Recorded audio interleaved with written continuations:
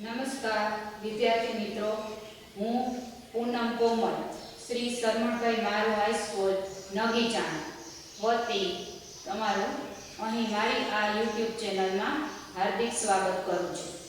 વિદ્યાર્થી મિત્રો, આજે આપણે ધોરણ 11 વિષય મનોવિજ્ઞાન જેનો પ્રકરણ 1 મનોવિજ્ઞાન એક વિજ્ઞાન વિશે માહિતી મેળવીશું. તમે સૌ 10મા ધોરણ સુધી જે વિષયોના સંપર્કમાં હતા તેનાથી આ વિષય 11મા ધોરણમાં થોડો તમારા માટે નવો છે. તો એવા ઘણા બધા નવા વિષયો 11મા ધોરણમાં તમારે ભણવાના છે, જેમાંનો એક છે મનોવિજ્ઞાન. મનોવિજ્ઞાન માટે અંગ્રેજીમાં સાયકોલોજી એવો શબ્દ છે. મનોવિજ્ઞાન શબ્દ સાંભળતા જ આપણને ખ્યાલ આવે છે કે જે મનનો અભ્યાસ કરતું હોય તેને મનોવિજ્ઞાન કહી શકાય. આના માટે સૌપ્રથમ આપણે એક ઉદાહરણ જોઈએ. દાખલા તરીકે બે વિદ્યાર્થીઓ છે જે 10મા ધોરણની પરીક્ષામાં ફેલ થયા છે. બંને પોતપોતાના નું રિઝલ્ટ પોતપોતાના પિતાશ્રીઓને જણાવે છે. જેમાં એક પિતા એવા છે કે જે બાળકને ફેલ થયેલો જોઈને એને ખીજાય છે, ધમકાવે છે કે તું ધ્યાન નથી આપતો, તે ટાઈમ પાસ જ કર્યો, ભણવામાં બરોબર ધ્યાન ન દીધું, મારા બધા પૈસા વેડફ્યા વગેરે અનેક રીતે એને ઠપકો આપે છે.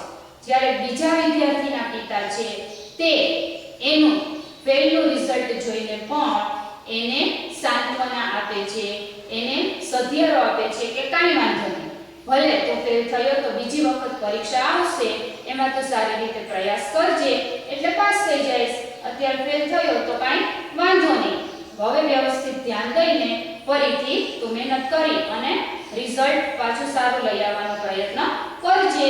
એક વખત ફેલ થાય એટલે એવું નથી કે વારંવાર તું ફેલ થાય, અથવા તો નિષ્ફળતા તો મળતી રહે. એના માટે સફળ થવા માટે આપણે જુદા જુદા પ્રયાસ કરવા જોઈએ. તો અહીં બે પિતાઓના વર્તન એમના સંતાન પ્રત્યે અલગ અલગ છે. તો હવે તમને એ વસ્તુ જ કહેવાની છે કે મનોવિજ્ઞાન માનવીના જુદી જુદી પરિસ્થિતિના સંદર્ભમાં જે ભાવ પ્રતિભાવો, જે પ્રતિક્રિયાઓ વ્યક્ત થાય છે તેનો અભ્યાસ કરનારું વિજ્ઞાન છે. બરાબર ને મિત્રો? તો મનોવિજ્ઞાન એટલે પહેલાના સમયમાં એમ કહેવાતું કે મનોવિજ્ઞાન માણસના મનનો, માણસની અંદર રહેલા ચેતન તત્વનો, માણસની અંદર રહેલા આત્માનો અભ્યાસ કરનાર વિજ્ઞાન છે. પરંતુ હવે નવા આધુનિક મનોવિજ્ઞાનના અર્થમાં આપણે જોઈએ તો મનોવિજ્ઞાન જે છે તે માનવીના વ્યક્ત થતા વર્તનનો વૈજ્ઞાનિક અભ્યાસ કરનારું વિજ્ઞાન છે. તો આપણે આ જ પ્રકરણની પ્રસ્તાવનામાં પ્રવેશ કરીએ. તો જોઈએ તો મનોવિજ્ઞાનની પ્રસ્તાવનામાં તમે અહીંયા જોઈ શકશો કે મનોવિજ્ઞાનને વિજ્ઞાન તરીકે વિકસ્યાને કેટલો સમય થયો છે? તો કે 135 વર્ષનો જ સમયગાળો હજી થયો છે. એટલે કોઈ પણ વ્યક્તિ માટે આ ઉંમર વધુ ગણી શકાય, પણ કોઈ પણ વિષયને વિકસવા માટે આ સમયગાળો બહુ લાંબો કહી શકાય નહીં. મનોવિજ્ઞાન પોતાની બાલ્યાવસ્થામાંથી અત્યારે તરુણાવસ્થામાં પ્રવેશ કરી ચૂક્યું છે અને તરુણાવસ્થાનો વિકાસ જેમ વધુ ઝડપે થાય તે જ રીતે મનોવિજ્ઞાન પણ વિજ્ઞાન તરીકે ખૂબ જ ગતિથી વિકસી રહ્યું છે. અત્યારે 21મી સદી જે છે તે મનોવિજ્ઞાન માટે ખૂબ જ મહત્વની બની રહે છે. કારણ કે અત્યારે લોકો જે ચિંતાયુક્ત, મનોભારયુક્ત વાતાવરણમાં જીવી રહ્યા છે, દાખલા તરીકે યુદ્ધ છે, આતંકવાદ છે, ભાષાવાદ છે, પ્રાંતવાદ છે, કોઈ મોટા મોટા રોગોનું પ્રસારણ છે, તો એને કારણે લોકોની અંદર અનેક પ્રકારની માનસિક ચિંતાઓ આવી જાય છે. આવી માનસિક ચિંતાઓને કારણે લોકોની માનસિક શાંતિ છે તે હણાઈ જતી હોય છે. તો આવી માનસિક શાંતિ જ્યારે હણાય ત્યારે લોકોને સ્વસ્થ માનસિક જીવન જીવવા માટે કઈ રીતે મદદરૂપ થાય તેમાં મનોવિજ્ઞાનની મહત્વની ભૂમિકા છે. આજના સમયમાં 20મી સદીમાં આપણે જોયું છે કે ભાઈ ઔદ્યોગિકરણ થયું, શહેરીકરણ થયું, ખાનગીકરણ થયું, તેને પરિણામે શહેરોમાં લોકો પોતપોતાના ગામડાઓ છોડીને વધુ જવા લાગ્યા. એને કારણે લોકોને વિવિધ પ્રકારની આર્થિક, સામાજિક અનેક પ્રકારની મુશ્કેલીઓનો સામનો કરવો પડ્યો. તેને કારણે વ્યક્તિની અંદર સંઘર્ષ, હતાશા, વિખવાદો અને અનેક પ્રકારના ઝઘડાઓનું પ્રમાણ આજના સમયમાં વધ્યું છે, જેની સીધી અસર માણસના મનની તંદુરસ્તી ઉપર થાય છે. તો આ રીતે બધી જ સમૃદ્ધિ હોવા છતાં અત્યારના લોકોમાં માનસિક શાંતિનું પ્રમાણ ઓછું થઈ ગયેલું છે. તે વખતે મનોવિજ્ઞાનનું આવું વૈજ્ઞાનિક જ્ઞાન લોકોને ખૂબ જ મદદરૂપ થઈ શકે તેમ છે. તો 21મી સદીમાં વિવિધ સમસ્યાઓના ઉકેલમાં મનોવિજ્ઞાન મહત્વની ભૂમિકા ભજવે છે. તમારી પાસે પાઠ્યપુસ્તક હોય તો પાઠ્યપુસ્તકની મદદથી જ આ પ્રકરણ તમે ભણજો, જેથી કરીને મહત્વના ક્યાંય પણ મુદ્દા આવે તો આપણે તેની નોંધ કરી શકીએ. તો કોઈ પણ વિષયને સમજતા હોઈએ ત્યારે સૌપ્રથમ પહેલા પ્રકરણમાં તે વિષય વિશેની પ્રારંભિક માહિતી હોય છે. તો અહીંયા આપણે આના પછીના મુદ્દામાં જોવાનું છે કે મનોવિજ્ઞાનનો અર્થ. તો પહેલા તો આપણે એનો શાબ્દિક અર્થ જોઈશું, કારણ કે મનોવિજ્ઞાન જે છે તે બે ગ્રીક ભાષાના શબ્દો ઉપરથી બનેલો છે. એટલે પહેલા શાબ્દિક અર્થની દ્રષ્ટિએ આપણે જોઈશું, ત્યાર પછી મનોવિજ્ઞાનની વ્યાખ્યાઓ આપણે ભણીશું, જેથી કરીને ખ્યાલ આવે કે મનોવિજ્ઞાન વિષય ખરેખર છે શું. તો મનોવિજ્ઞાન માટે અંગ્રેજીમાં સાયકોલોજી શબ્દ છે. અંગ્રેજીનો આ સાયકોલોજી શબ્દ ગ્રીક ભાષાના બે શબ્દો ઉપરથી ઉતરી આવ્યો છે. જે તમે જોઈ શકો છો કે સાયકી એટલે આત્મા અને લોગોસ એટલે વિજ્ઞાન. આત્માનું વિજ્ઞાન એટલે મનોવિજ્ઞાન એટલે સાયકોલોજી. પરંતુ જેમ જેમ સમય પસાર થતો ગયો તેમ આત્માના અભ્યાસને પણ મનોવિજ્ઞાને પોતાના અભ્યાસમાંથી પડતો મૂક્યો. જો સર્વપ્રથમ મનોવિજ્ઞાન મનનું વિજ્ઞાન કહેવાતું, ત્યાર પછી ચેતનાનું વિજ્ઞાન પણ કહેવાયું, ત્યાર પછી આત્માનું વિજ્ઞાન પણ કહેવાયું. પરંતુ આ ત્રણેય તત્વો એવા છે કે જેને જોઈ શકાતા નથી, પારખી શકાતા નથી. તો અહીં કોઈ પણ વિજ્ઞાનને વિજ્ઞાન બનવું હોય તો જે વસ્તુ જોઈ શકાય, પારખી શકાય તેવી વસ્તુનો અભ્યાસ કરવો જોઈએ. તેથી મનોવિજ્ઞાને મન, ચેતના અને આત્મા જોઈ નથી શકાતા, એટલે એને પોતાના અભ્યાસ વસ્તુમાંથી પડતા મૂક્યા. અને મનોવિજ્ઞાને જે મનુષ્યનું વર્તન બાહ્ય રૂપે વ્યક્ત થઈ શકે, બીજા લોકો એને જોઈ શકે, એને સમજી શકે તેવા વિષય વસ્તુને પોતાના અભ્યાસમાં સમાવ્યું છે. એટલે મનોવિજ્ઞાન જે છે તે વર્તનનું વિજ્ઞાન છે. આપણે જોઈએ છીએ કે મનુષ્ય સૂતો હોય, જાગતો હોય ત્યારે કંઈક ને કંઈક ક્રિયા પ્રવૃત્તિ કર્યા જ કરે છે. આ એની જે ક્રિયા પ્રવૃત્તિ છે તેનો વૈજ્ઞાનિક અભ્યાસ કરનારું વિષય એટલે મનોવિજ્ઞાન. તો મનોવિજ્ઞાનનો આ શાબ્દિક અર્થ હતો જે તમને પરીક્ષામાં પૂછાઈ શકે છે. ત્યાર પછીના ટોપિક ઉપર આપણે જઈએ તો મનોવિજ્ઞાનની વ્યાખ્યા અને સમજૂતી. કોઈ પણ વિષય માટે જુદા જુદા તેના જે વિદ્વાનો છે તે પોતપોતાના મત મુજબ અલગ અલગ વ્યાખ્યાઓ આપતા હોય છે, અને ત્યાર પછી એના ઉપરથી કોઈ સર્વસ્વીકૃત વ્યાખ્યા જો મળી આવતી હોય તો એની આપણે વિષયને સમજવા માટે ઉપયોગ કરી શકતા હોઈએ છીએ. તો મનોવિજ્ઞાન એટલે શું એવી એના અર્થ બતાવતી ત્રણ વ્યાખ્યાઓ જુદા જુદા મનોવૈજ્ઞાનિકોએ બતાવી છે. જેમાંની પહેલી વ્યાખ્યા સીટી મોર્ગનની છે. સીટી મોર્ગન શું કહે છે કે મનોવિજ્ઞાન માનવી અને પ્રાણીના વર્તનનો અભ્યાસ કરનારું વિજ્ઞાન છે. માનવીના વર્તનનો અભ્યાસ કરે છે કે માનવી જુદી જુદી પરિસ્થિતિમાં જુદા જુદા સમયે કેવા પ્રકારની પ્રતિક્રિયાઓ કરે છે, અને સાથે સાથે પ્રાણીના વર્તનનો અભ્યાસ પણ મનોવિજ્ઞાન કરે છે.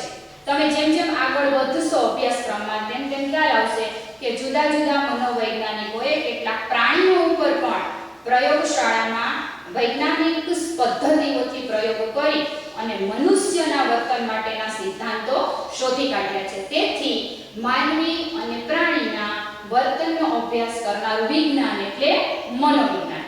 ત્યાર પછી છે હિલગાર્ડ અને એટકિન્સન નામના મનોવૈજ્ઞાનિકે વ્યાખ્યા આપી છે કે મનોવિજ્ઞાન માનવીની તમામ પ્રકારની શારીરિક અને માનસિક પ્રવૃત્તિઓનો અભ્યાસ કરે છે. માત્ર માનસિક પ્રવૃત્તિઓનો નહીં, સાથે સાથે શારીરિક પ્રવૃત્તિઓનો અભ્યાસ પણ કરે છે. કારણ કે મન અને શરીર પરસ્પર જોડાયેલા છે. બંનેની પ્રક્રિયાઓની એકબીજા ઉપર અસર થાય છે. એટલે તમામ પ્રકારની, પછી શારીરિક હોય કે માનસિક, કોઈ પણ પ્રકારની પ્રવૃત્તિનો અભ્યાસ એટલે મનોવિજ્ઞાન. ત્યાર પછી H.E. ગેરેટ નામના મનોવૈજ્ઞાનિકે મનોવિજ્ઞાનની વ્યાખ્યામાં એક નવો શબ્દ ઉમેર્યો છે, જે છે વાતાવરણ. તો એ કહે છે કે મનોવિજ્ઞાન એ વાતાવરણના સંદર્ભમાં માનવી અને માનવેતર પ્રાણીઓના વ્યક્ત થતા વર્તનનો અભ્યાસ કરનારું વિજ્ઞાન છે. હવે માનવી અને માનવેતર પ્રાણીઓ હોય તો આપણે આગળ પણ શીખી ગયા, માનવેતર એટલે માનવી સિવાયના અન્ય પ્રાણીઓ. પણ અહીંયા બીજો શબ્દ એક ઉમેરાણો, બીજો એક પાસું ઉમેરાણું છે કે માનવીના વર્તનનો અભ્યાસ ચોક્કસ કરે છે, પરંતુ જુદા જુદા સંદર્ભમાં, વાતાવરણના સંદર્ભમાં. એટલે દરેક વ્યક્તિ એક જ સરખા વાતાવરણમાં જીવતી હોતી નથી. દરેક વ્યક્તિ અલગ અલગ વાતાવરણમાં જીવે છે. એટલે જે વ્યક્તિના કે જે પ્રાણીના વર્તનનો અભ્યાસ કરવો હોય ત્યારે એ વ્યક્તિ કયા વાતાવરણમાં જીવી રહી છે, કયા વાતાવરણની એની ઉપર અસર છે, એ વાતાવરણને સમજી અને પછી એના વર્તનનો અભ્યાસ કરવાનો છે. તો મનોવિજ્ઞાન આ રીતે માનવી અને માનવેતર પ્રાણીઓના વર્તનનો અભ્યાસ વાતાવરણના સંદર્ભમાં કરશે. હવે આ ત્રણ મુખ્ય વ્યાખ્યાઓ હતી. આમાંથી કોઈ પણ એક વ્યાખ્યા તમારે સરસ રીતે પાકી કરી લેવાની અથવા તૈયાર કરી લેવાની છે. હવે આ ત્રણેયની ઉપરથી એક સર્વ સ્વીકૃત મનોવિજ્ઞાનની વ્યાખ્યા પ્રાપ્ત થઈ છે, જે બધા દ્વારા સ્વીકૃત છે. તો એ વ્યાખ્યા છે કે માનસિક મનોવિજ્ઞાન જે છે એ જુદા જુદા સંદર્ભમાં માનસિક પ્રક્રિયાઓ, અનુભવો અને વર્તનનો અભ્યાસ કરનારું વિજ્ઞાન છે. તો જો અહીંયા ચાર શબ્દો આવ્યા છે, ચાર મુદ્દા આવ્યા છે. પહેલું છે કે માનસિક પ્રક્રિયાઓનો મનોવિજ્ઞાન અભ્યાસ કરે. બીજું છે મનોવિજ્ઞાન માનવીને થતા જુદા જુદા અનુભવોનો અભ્યાસ કરે છે. અને ત્રીજું છે કે મનોવિજ્ઞાન વર્તનનો અભ્યાસ કરે છે. પણ આ બધું કરતી વખતે વૈજ્ઞાનિક પદ્ધતિઓનો આશ્રય લે છે. એટલે મનોવિજ્ઞાન જે છે તે વિજ્ઞાન છે. તો હવે તમે સમજી ગયા હશો કે જુદા જુદા સંદર્ભમાં માનસિક પ્રક્રિયાઓ, અનુભવો અને વર્તનનો અભ્યાસ કરનારું વિજ્ઞાન એટલે મનોવિજ્ઞાન. હવે અહીં આ વ્યાખ્યામાંથી ફલિત થતા મુદ્દાઓ ચાર છે, જેની આપણે માહિતી લેશું. આ પ્રશ્ન પણ પરીક્ષામાં પૂછાય છે કે મનોવિજ્ઞાનની સર્વ સ્વીકૃત વ્યાખ્યા આપી, તેમાંથી ફલિત થતા મુદ્દાઓ જણાવો અથવા એકાદ બે સમજાવો, એવું પણ પૂછાઈ શકે. જો જણાવો એમ કીધું હોય તો માત્ર તમે નામ લખી શકો, પણ સમજાવો એમ કીધું હોય તો તમારે એને વિગતે સમજાવવા પડે, વિસ્તૃત પ્રશ્નના જવાબની જેમ. તો આપણે આગળ વધીએ તો મનોવિજ્ઞાનની સર્વ સ્વીકૃત વ્યાખ્યામાંથી ફલિત થતા ચાર મુદ્દા છે. પહેલો મુદ્દો છે માનસિક પ્રક્રિયા એટલે શું. તો મનોવિજ્ઞાન માનસિક પ્રક્રિયાઓનો અભ્યાસ કરે છે, તો આપણે પહેલા સમજી લેવું જોઈએ કે માનસિક પ્રક્રિયાઓ એટલે શું. તો માનસિક પ્રક્રિયા એ અનુભવ કરનાર વ્યક્તિના અનુભવની આંતરિક બાબત છે અને આને વ્યક્તિની સભાનતા સાથે, જાગૃતતા સાથે સંબંધ છે. જ્યાં સુધી વ્યક્તિ જુદી જુદી બાબતોનો અનુભવ ન કરે ત્યાં સુધી માનસિક પ્રક્રિયાઓ ચાલતી નથી. જુદી જુદી બાબતોના સંપર્કમાં મનુષ્ય આવે એટલે એના વિશેના વિચારો શરૂ થઈ જાય છે, એને કહેવાય માનસિક પ્રક્રિયાઓ. તો મનોવિજ્ઞાન આવી માનસિક પ્રક્રિયાઓનો અભ્યાસ કરે છે. આવી માનસિક પ્રક્રિયાઓ મગજમાં ચાલે છે, મનમાં ચાલે છે, મનુષ્યની અંદર ચાલે છે, પણ એને જોવી, જાણવી, પરખવી કેમ? તો મનમાં જેવા જેવા વિચાર આવે તે પ્રકારે આપણા મગજમાં અને આપણી ચેતાકીય પ્રવૃત્તિઓમાં ફેરફાર આવે છે. તો મગજમાં ચાલતી અને ચેતાકીય પ્રવૃત્તિઓ જુદી જુદી જે છે તેને માપવા માટેના યંત્રો છે. જેમ હૃદયના ધબકારા માપવા હોય તો કાર્ડિયોગ્રામની મદદથી ખ્યાલ આવી શકે છે, તે જ રીતે મગજની જુદી જુદી પ્રક્રિયાઓને નોંધી શકાય તેવા યંત્રો છે. અને મનુષ્યના શરીરમાં જે ચેતા પ્રવાહો ચાલે છે, વહે છે, જુદી જુદી પ્રક્રિયાઓ કરે છે, તેને પણ માપી શકાય છે. તો આ રીતે મનોવિજ્ઞાન માનસિક પ્રક્રિયાઓ વખતે મનુષ્યના મગજમાં ચાલતી જુદી જુદી પ્રક્રિયાઓ અને ચેતાકીય પ્રવાહોને માપીને મનુષ્યના માનસિક વિચારો, માનસિક પ્રક્રિયાઓ કેવી છે તેનો તાગ મેળવી શકે છે. તે એટલે આને કહેવાય માનસિક પ્રક્રિયાઓ. મગજની પ્રક્રિયાઓ અને ચેતા પ્રવાહો તથા માનસિક પ્રક્રિયાઓ એકદમ સરખા નથી, પરંતુ મનમાં અલગ અલગ વિચારો આવે એટલે મગજની પ્રક્રિયાઓ અને ચેતાકીય પ્રવાહોની તરેહમાં, ભાતમાં, ડિઝાઇનમાં થોડો ફેરફાર આવી જાય છે, પરંતુ બંને એકબીજા ઉપર ચોક્કસપણે અસર કરે છે. એટલે આવી માનસિક પ્રક્રિયાઓને માણસની જાગૃતતા સાથે, ચેતનતા સાથે, સભાનતા સાથે સંબંધ છે. જો માણસ સંપૂર્ણ સભાન હોય તો જ માનસિક પ્રક્રિયાઓમાંથી પસાર થઈ શકે છે. તો આવી માનસિક પ્રક્રિયાઓનો અભ્યાસ તે મનોવિજ્ઞાન કરે છે. બરાબર છે. ત્યાર પછી બીજો મુદ્દો છે અનુભવ એટલે શું? અનુભવ એટલે વ્યક્તિને પોતાને જે કંઈ પણ અનુભવ થાય છે તે પોતાની આંતરિક બાબત છે. વ્યક્તિ જ્યાં સુધી પોતાને થતા અનુભવ બીજાને જણાવે નહીં ત્યાં સુધી તે અનુભવ વિશે અન્ય કોઈ વ્યક્તિ જાણી શકતી નથી.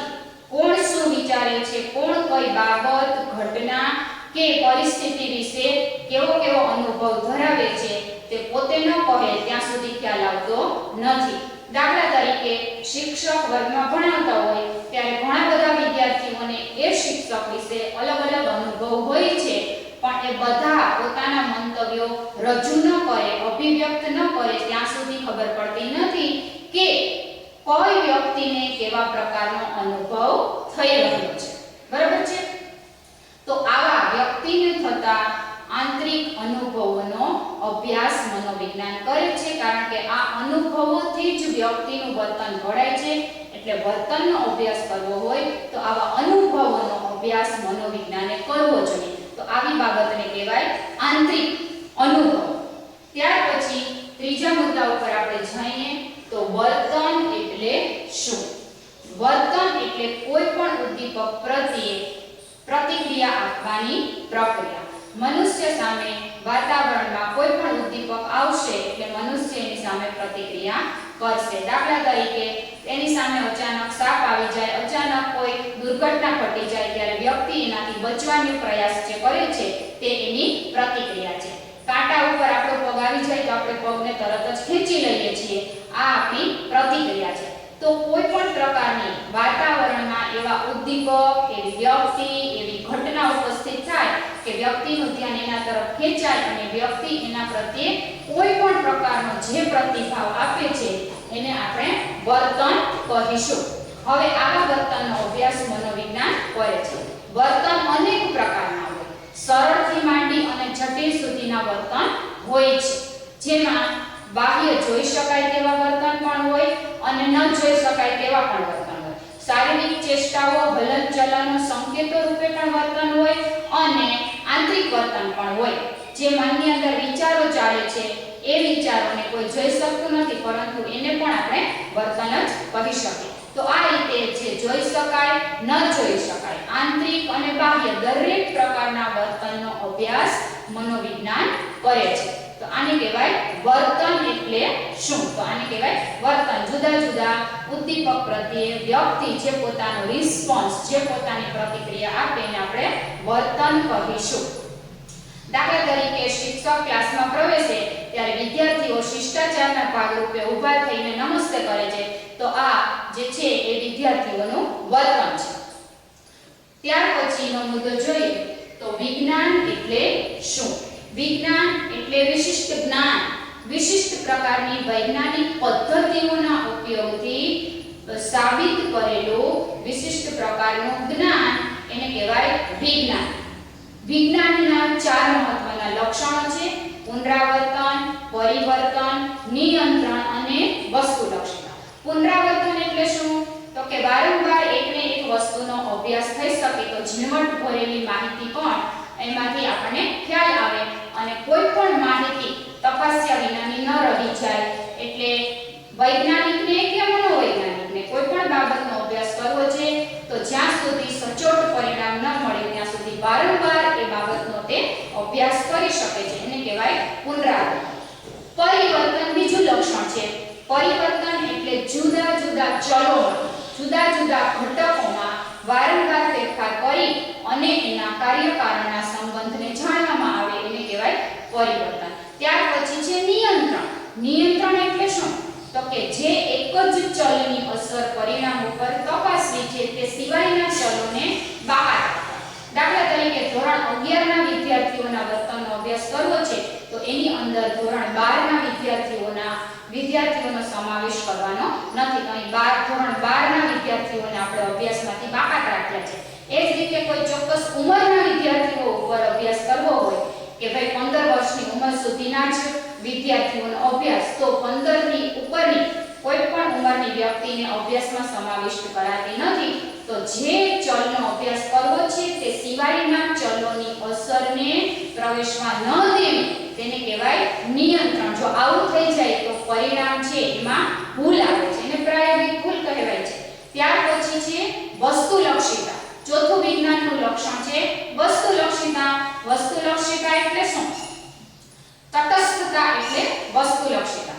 કોઈ પણ વૈજ્ઞાનિક કે મનોવૈજ્ઞાનિક જે પ્રયોગ કરે છે એનું એને જે પરિણામ પ્રાપ્ત થાય છે તેને તે જ સ્વરૂપમાં વ્યક્ત કરવું. તેની અંદર પોતાના મનોવલણો, માન્યતાઓ કે પૂર્વગ્રહો ન પ્રવેશી જાય તેનું ખાસ ધ્યાન રાખવું તેને કહેવાય વસ્તુલક્ષિતા.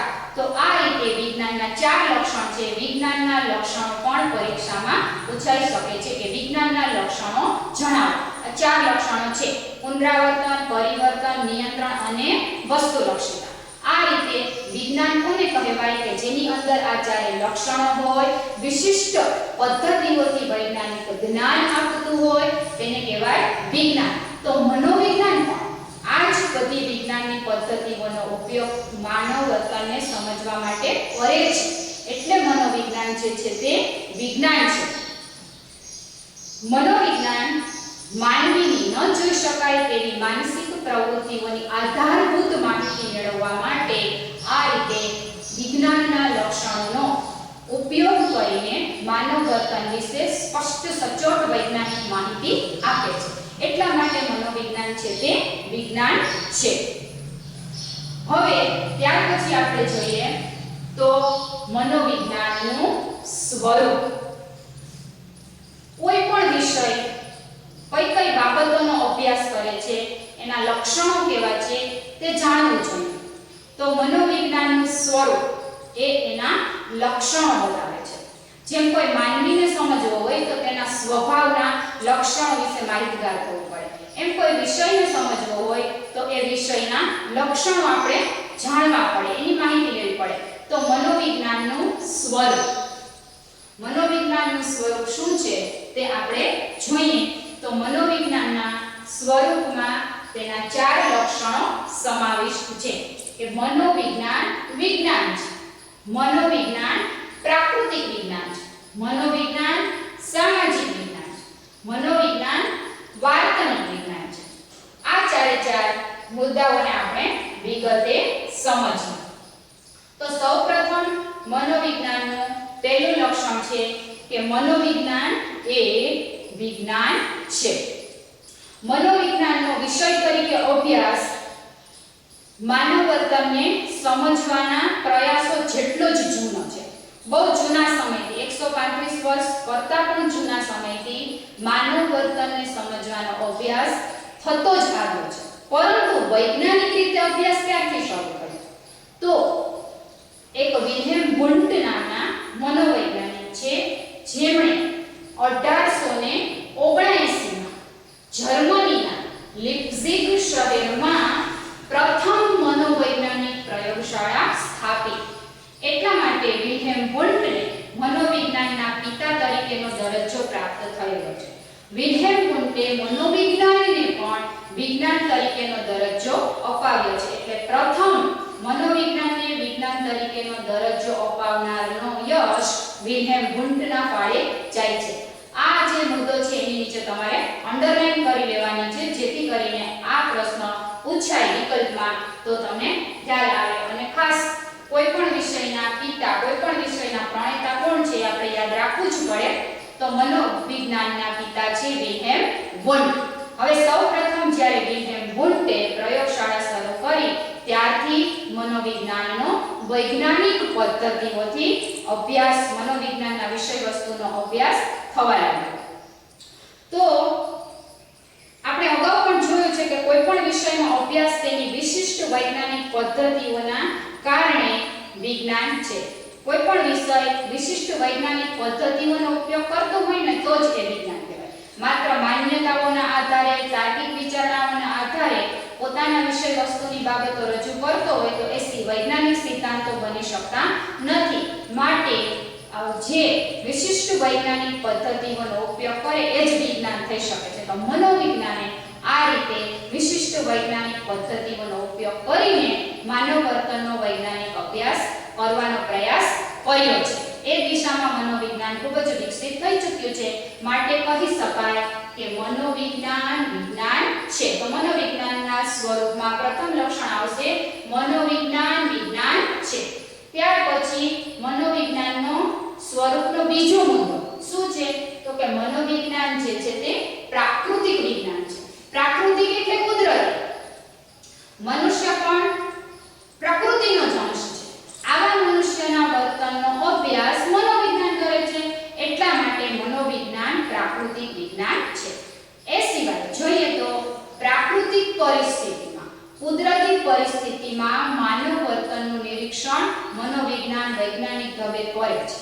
અને અન્ય બીજા પ્રાકૃતિક વિજ્ઞાનો જે પોતાના વિષય વસ્તુનો અભ્યાસ કરવા માટે જે પદ્ધતિઓનો ઉપયોગ કરે છે તે જ પદ્ધતિઓનો ઉપયોગ મનોવિજ્ઞાન પણ પોતાના વિષય વસ્તુને સમજવા માટે કરે છે.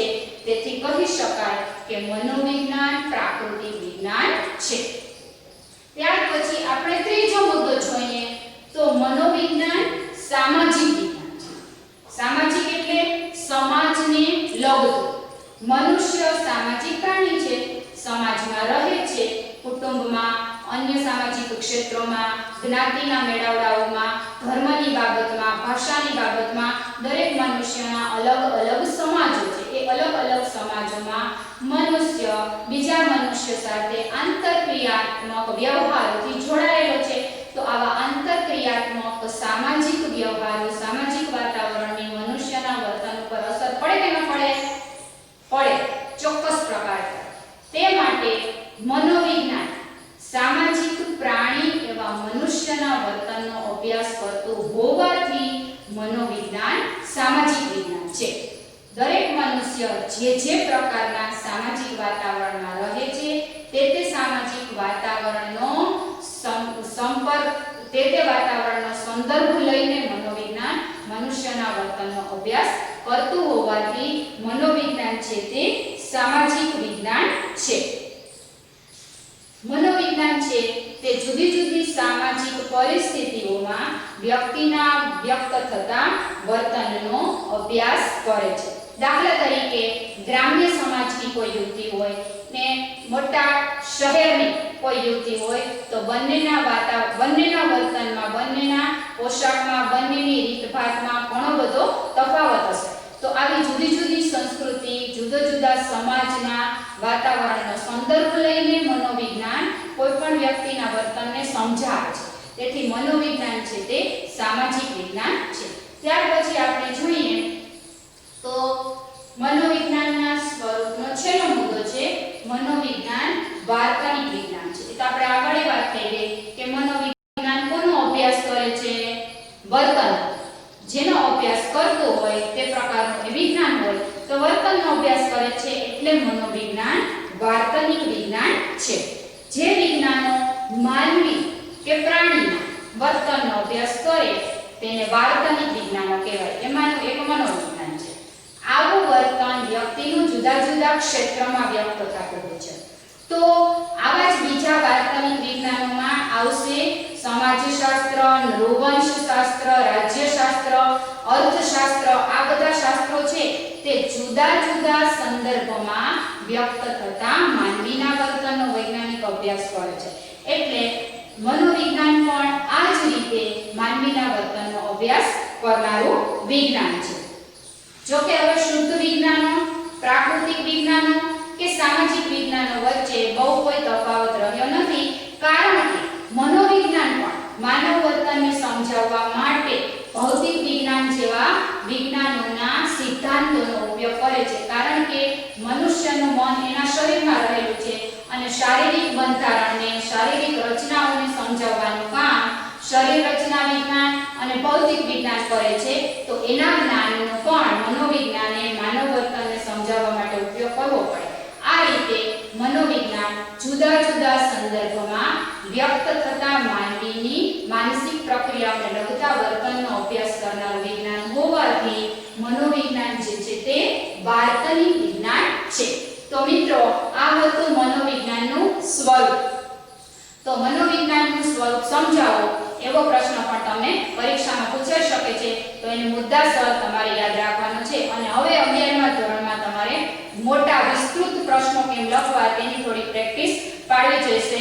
માટે એ રીતે તમારે મોટા પ્રશ્નોને મુદ્દાસર લખવાની ટેવ પાડવાની છે અને મુદ્દાઓ યાદ રાખવાના છે. તો આના પછીના આપણે ટોપિક ઉપર જઈએ તો ત્યાર પછી આવશે મનોવિજ્ઞાનના ધ્યેયો. કોઈ પણ વિષયનો પોતાનો ચોક્કસ હેતુ હોય કે પોતે શેનો અભ્યાસ કરવો છે, શા માટે કરવો છે, એને કહેવાય ધ્યેય. ધ્યેય વિના કોઈ પણ કાર્ય થઈ શકતું નથી. જ્યાં સુધી ધ્યેય નક્કી ન હોય ત્યાં સુધી કાર્ય કરવાની દિશા પણ પ્રાપ્ત થતી નથી. તો કોઈ પણ વિષયને માનવ જીવનમાં મનુષ્યને પણ પોતપોતાના ધ્યેય હોય છે. પોતપોતાના ધ્યેયો, પોતપોતાની મંજિલ મેળવવા માટે મનુષ્ય સતત કાર્યરત હોય છે. તો એ જ રીતે દરેક વિષયને પણ પોતાના ધ્યેય હોય છે. એમાં મનોવિજ્ઞાનને પણ પોતાના ચોક્કસ ધ્યેયો છે. તો એવા કયા કયા ધ્યેયો છે અને કેટલા ધ્યેય છે? તો મનોવિજ્ઞાનના 4 ધ્યેય છે. પહેલું છે વર્ણન, બીજું છે સ્પષ્ટીકરણ, ત્રીજું છે આગાહી અને ચોથું છે નિયંત્રણ. આપણે ચારેયની સમજૂતી મેળવીએ. વર્ણન એટલે શું? તો કે જે દેખાય છે તેનું હુબહુ વર્ણન કરવું. કોઈ પણ વ્યક્તિ જે પ્રકારનું વર્તન કરે છે તેનું વર્ણન કરવું. દાખલા તરીકે શિક્ષક વર્ગમાં ભણાવતા હોય ત્યારે મોટાભાગના વિદ્યાર્થીઓ ખૂબ શાંતિથી ધ્યાન આપીને સાંભળતા હશે. અમુક એવા કેટલાક વિદ્યાર્થીઓ હશે કે જેનું ધ્યાન શિક્ષક જે અભ્યાસક્રમ ચલાવી રહ્યા છે તેમાં નહીં હોય, અન્ય કોઈ પ્રવૃત્તિમાં હશે. તો એનું વર્તન છે. આમ જુદી જુદી વ્યક્તિઓ અલગ અલગ પ્રકારનું જે વર્તન કરે છે એને જોવાનું છે અને કેવું વર્તન કરે છે એનું માત્ર વર્ણન કરવાનું છે. કે અમુક વ્યક્તિ ચોક્કસ પરિસ્થિતિમાં એક પ્રકારનું વર્તન કરે છે, એ જ પરિસ્થિતિમાં બીજી વ્યક્તિ બીજા પ્રકારનું વર્તન કરે.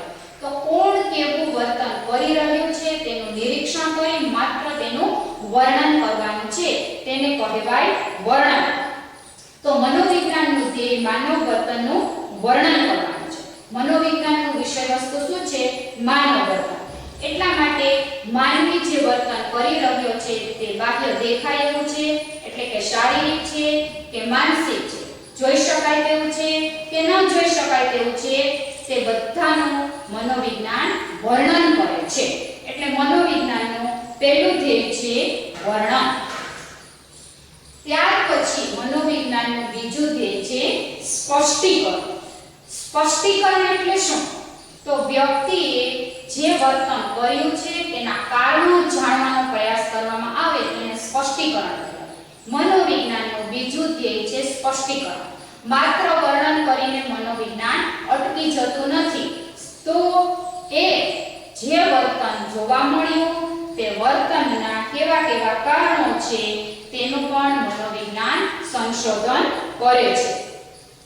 જે વર્તન છે તે શા કારણે થયું છે એના કારણો શોધવાનો પ્રયાસ કરવામાં આવે એને કહેવાય સ્પષ્ટીકરણ. એટલે મનોવિજ્ઞાનનું બીજું ધ્યેય છે સ્પષ્ટીકરણ. ત્યાર પછી મનોવિજ્ઞાનનું ત્રીજું ધ્યેય છે આગાહી. આગાહી એટલે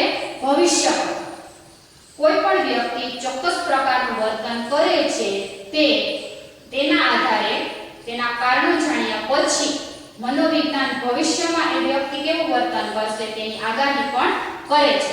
દાખલા તરીકે હવામાન ખાતું એવી આગાહી કરે કે અત્યારે આ પ્રકારનું વાતાવરણ છે તો ભવિષ્યમાં કદાચ વરસાદ પડશે કે અન્ય કોઈ પ્રકારની આગાહી કરે છે. એ જ રીતે મનોવિજ્ઞાન પણ માનવ વર્તન માટે માનવ વર્તનનું વર્ણન કરે, પછી સ્પષ્ટીકરણ કરે અને ભવિષ્યમાં એ માનવ કેવા પ્રકારનું વર્તન કરશે તેની આગાહી પણ કરી શકે છે. તો અહીં મનોવિજ્ઞાનનું ત્રીજું ધ્યેય છે કે કોઈ પણ વ્યક્તિના વર્તનનો અભ્યાસ કરી ભવિષ્યમાં એ વ્યક્તિ કેવું વર્તન કરશે તેની આગાહી કરવી, તેના વિશે ભવિષ્ય વર્તન કરવું. ત્યાર પછી ચોથું મનોવિજ્ઞાનનું ધ્યેય છે નિયંત્રણ. નિયંત્રણ એટલે શું? તો કે અમુક પ્રકારની સમસ્યાઓને રોકવી. કોઈ પણ નુકસાનકારક બાબતો હોય વ્યક્તિની માનસિક તંદુરસ્તીને માટે હાનિકારક હોય, નિષેધક હોય તેવી બાબતોથી વ્યક્તિની માનસિક શાંતિ હણાતી હોય તો એવી પરિસ્થિતિઓમાંથી વ્યક્તિને બહાર લાવવો. તો કોઈ પણ પ્રકારની માનસિક પરિસ્થિતિઓ જે નુકસાનકારક છે તેમાંથી વ્યક્તિને બહાર લાવી અને એને માનસિક શાંતિ પ્રાપ્ત કરાવવી તે મનોવિજ્ઞાનનો ધ્યેય છે. એટલે મનોવિજ્ઞાન છે તે વર્તનની હાનિકારક બાબતોને રોકવા માટેના સિદ્ધાંતો શોધે છે વૈજ્ઞાનિક અભ્યાસ દ્વારા. તો આ રીતે મનોવિજ્ઞાનના 4 ધ્યેયો છે: વર્ણન કરવું, સ્પષ્ટીકરણ કરવું, આગાહી કરવી અને નિયંત્રણ. વિદ્યાર્થી મિત્રો, હવે આપણે આગળનો મુદ્દો જોઈએ. તો આગળનો મુદ્દો છે મનોવિજ્ઞાનનો ઉદ્ભવ, વિકાસ અને તેના અભિગમ. તો સર્વપ્રથમ આપણે જોઈએ મનોવિજ્ઞાનનો ઉદ્ભવ અને વિકાસ. ત્યાર પછી આપણે તેના અભિગમોની ચર્ચા કરીશું. કોઈ પણ વિષય જે છે તેમાં પોતાના વિષય વસ્તુને સમજવા માટે અલગ અલગ સમયાંતરે નવા અભ્યાસો પોતપોતાને જે સમજવામાં આવતા હોય તેવા નવા પરિબળોના આધારે તે વિષય વસ્તુને સમજાવવાનો પ્રયાસ કરતા હોય છે. તો મનોવિજ્ઞાનમાં પણ એવું જ છે. મનોવિજ્ઞાનમાં વર્તનને સમજાવવા માટે જુદા જુદા મનોવૈજ્ઞાનિકો દ્વારા ક્રમશઃ વર્તનને અસર કરનારા જુદા જુદા સિદ્ધાંતો જે તેમને સમજવામાં આવ્યા છે તેની અહીંયા નોંધ કરવામાં આવી છે. મનોવિજ્ઞાનના વિષય વસ્તુને સમજવું હોય તો આ જુદા જુદા મનોવૈજ્ઞાનિકોએ આપેલા વર્તનના જુદા જુદા સિદ્ધાંતોને આપણે સમજવા જોઈએ. વર્તન એવું જટિલ છે કે મનોવિજ્ઞાન જે છે તે એક જ પ્રકારના અભિગમથી માનવ વર્તનને ન સમજાવી શકે. માટે આપણે અહીં મનોવિજ્ઞાનના વિષય વસ્તુ એવા વર્તનને સમજાવવા માટે જે મનોવૈજ્ઞાનિકોએ પ્રયાસો કરેલા છે, વર્તન માટેના જે જુદા જુદા સિદ્ધાંતો આપેલા છે તે બધાને આપણે જાણવા જોઈએ. બધાનું સંકલન કરી અને સમન્વય કરી અને આપણે આ બાબત અંગે જાણીશું તો જ મનોવિજ્ઞાનનું જે વિષય વસ્તુ છે વર્તનનો સચોટ અભ્યાસ તે શક્ય બનશે. તો અહીં મનોવિજ્ઞાનને સમજવા માટે એક જ અભિગમ નહીં પરંતુ તેના બધા જ અભિગમોને આપણે જાણવા પડશે. પણ ત્યાર પહેલા આપણે મનોવિજ્ઞાનના ઉદ્ભવ, કોઈ પણ વિષયનો સૌપ્રથમ જન્મ થાય ત્યાર પછી ધીમે ધીમે એમાં ક્રમશઃ નવા સિદ્ધાંતો પોતપોતાની બુદ્ધિથી શોધાતા જાય છે. તો સૌપ્રથમ આપણે વાત કરીએ મનોવિજ્ઞાનના ઉદ્ભવની. તો સૌપ્રથમ મનોવિજ્ઞાનનો અભ્યાસ વસ્તુ જે છે તે આપણા ઋષિ મુનિઓ જેવા કે ભરત મુનિ, પતંજલિ, ચાણક્ય વગેરે જેવા ઋષિ મુનિઓ તેમજ એરિસ્ટોટલ અને પ્લેટો જેવા ગ્રીસ દેશના તત્વચિંતકો દ્વારા માનવ મનને સમજાવવાનો પ્રયાસ થયો છે. તો માનવ મનને સમજવાનો પ્રયાસ માનવ ઉત્પત્તિ જેટલો જૂનો છે. ત્યાર પછી એરિસ્ટોટલ પછી લગભગ મનોવિજ્ઞાનના વિષયોની ચર્ચા બંધ થઈ ગઈ હતી. ત્યાર પછી ઈસવીસન 1600 થી ફરી પાછી તત્વજ્ઞાનની વિદ્યાશાખામાં મનોવિજ્ઞાનના મન અને બુદ્ધિ જેવા મુદ્દાઓની ચર્ચા તત્વજ્ઞાનની અંદર વિશ્વના અંતિમ તત્વની સમજૂતી સાથે મન અને બુદ્ધિને સમજાવવાનો પ્રયાસ પણ તત્વચિંતકો દ્વારા થયેલો છે. તો અહીં તમે પહેલો મુદ્દો જોઈ શકો છો કે ઋષિમુનિઓ, વિદ્વાનો અને તત્વજ્ઞાનીઓ દ્વારા તત્વજ્ઞાનની પદ્ધતિઓનો ઉપયોગ કરીને મનોવિજ્ઞાનના મનને, વર્તનને, ચેતનાને સમજાવવાનો પ્રયાસ થતો હતો શરૂઆતના સમયમાં. ત્યાર પછી આપણે જોઈએ તો આપણે અગાઉ વાત કરી લીધી છે કે મનોવિજ્ઞાનને વૈજ્ઞાનિક દરજ્જો આપનાર કોણ છે? તો વિલ્હેમ વુન્ટ, જેણે જર્મનીના લીપ્ઝિગ શહેરમાં 1879માં મનોવિજ્ઞાનની પ્રયોગશાળા સ્થાપી. ત્યારથી મનોવિજ્ઞાનને વૈજ્ઞાનિક દરજ્જો મળેલો છે. તો અહીં વુન્ટે માનવીના જાગૃત અનુભવો અને મનનું વિશ્લેષણ કરવા માટે આંતરનિરીક્ષણ પદ્ધતિની હિમાયત કરી કે વ્યક્તિના જે જાગૃત અનુભવો છે, વ્યક્તિ પોતે જે કાંઈ પણ અનુભવે છે, વ્યક્તિના મનમાં જે કાંઈ પણ ચાલે છે તે વ્યક્તિને પૂછીને જ જાણી લેવું, તેના વર્તન વિશે તાગ મેળવી લેવો. તો અહીં વિલ્હેમ વુન્ટે જાગૃત અનુભવો અને મનની રચનાને સમજવા ઉપર ભાર મૂક્યો કે મનોવિજ્ઞાને વર્તનની સ્પષ્ટ માહિતી જોઈતી હોય તો વ્યક્તિના આવા જાગૃત અનુભવો અને તેની મનની રચનાનું વિશ્લેષણ કરવું જોઈએ. તો કે કઈ રીતે? તો કે આંતરનિરીક્ષણ પદ્ધતિ દ્વારા. આંતરનિરીક્ષણ પદ્ધતિ એટલે વ્યક્તિને પોતાને જ પૂછી અને વ્યક્તિ જ પોતાના અનુભવોનું પોતે જ વર્ણન કરે તેને આંતરનિરીક્ષણ પદ્ધતિ કહેવાય. તો અહીંયા વિલ્હેમ વુન્ટે મનોવિજ્ઞાનમાં રચનાવાદની સ્થાપના કરી. મનની રચનાને સમજાવવા માટે આંતરનિરીક્ષણ પદ્ધતિનો ઉપયોગ કરી અને મનોવિજ્ઞાનના વિકાસની યાત્રામાં આગળ વધી અને તેણે રચનાવાદ આપ્યો. પરંતુ રચનાવાદના વિરોધમાં બીજા પણ 2-3 અભિગમો વિકસ્યા છે, જેમાં રચનાવાદ પછી વિલ્હેમ વુન્ટ પછી કાર્યવાદની સ્થાપના વિલિયમ જેમ્સ નામના મનોવૈજ્ઞાનિકે કરી. આ અમેરિકન મનોવૈજ્ઞાનિકે વિલ્હેમ વુન્ટ પછીના થોડા જ સમયમાં તેણે કેમ્બ્રિજ, મેસેચ્યુટ્સમાં એક બીજી મનોવૈજ્ઞાનિક પ્રયોગશાળા સ્થાપી અને તેણે કહ્યું કે મનની રચના જ નહીં પરંતુ માનવી પોતાના વાતાવરણ સાથે કઈ રીતે કામ પાર પાડે છે તેનો પણ અભ્યાસ જો કરવામાં આવશે તો જ વર્તનની વ્યવસ્થિત સાચી માહિતી મળી શકશે. તો વાતાવરણ સાથે કામ પાર પાડવાની પ્રક્રિયા એટલે કે કાર્યવાદ, વ્યક્તિ વાતાવરણ સાથે કઈ રીતે કાર્યને પાર પાડે છે, કઈ રીતે વર્તન કરે છે, કઈ રીતે પ્રતિભાવો આપે છે તે સમજવું જોઈએ. તો અહીં વિલિયમ જેમ્સે કાર્યવાદ ઉપર ભાર મૂક્યો છે. ત્યાર પછી મનોવિજ્ઞાનના વિકાસની યાત્રામાં જો આપણે આગળ જઈએ તો રચનાવાદના જ વિરોધમાં સમષ્ટિવાદ વિકસ્યો. સમષ્ટિવાદના સ્થાપકો છે વર્ધીમર, કોહલર અને કોફકા. તે લોકોએ પ્રત્યક્ષીકૃત સંગઠન ઉપર વિશેષ ભાર મૂક્યો કે માનવી છે તે માનવીને થતા જુદા જુદા અનુભવો એક એકમ રૂપે માનવીને થાય છે. એટલે કે વ્યક્તિને થતા અનુભવો છૂટા છૂટા નથી થતા, એક સમૂહમાં, એક એકમમાં જ થાય છે. એટલે એને વસ્તુ સ્થિતિ કરતાં પણ વધુ એવા પ્રત્યક્ષીકૃત સંગઠન ઉપર વર્ધીમર, કોહલર અને કોફકાએ ભાર મૂકેલો છે. દાખલા તરીકે આપણે પિક્ચર જોતા હોઈએ તો જે આપણી સમક્ષ દ્રશ્યો ગતિમાન આપણને દેખાય છે તે દ્રશ્યો વાસ્તવમાં ગતિમાન હોતા નથી, જુદા જુદા પોઝમાં બનેલી સાંકળ રૂપે હોય છે, પણ એ આપણી સામે ખૂબ ઝડપથી પ્રસારિત થાય છે. એટલે આપણને એ હાલતા ચાલતા અને સળંગ પિક્ચરના રૂપમાં ભાસ થાય છે. તો આપણે જે જોઈએ છીએ તે વસ્તુ સ્થિતિ કરતાં અલગ છે, એનું અર્થઘટન આપણે કરી શકીએ છીએ. તો વ્યક્તિ જે છે તેનું વર્તન આવા પ્રત્યક્ષીકૃત સંગઠનથી જ નિર્માય છે.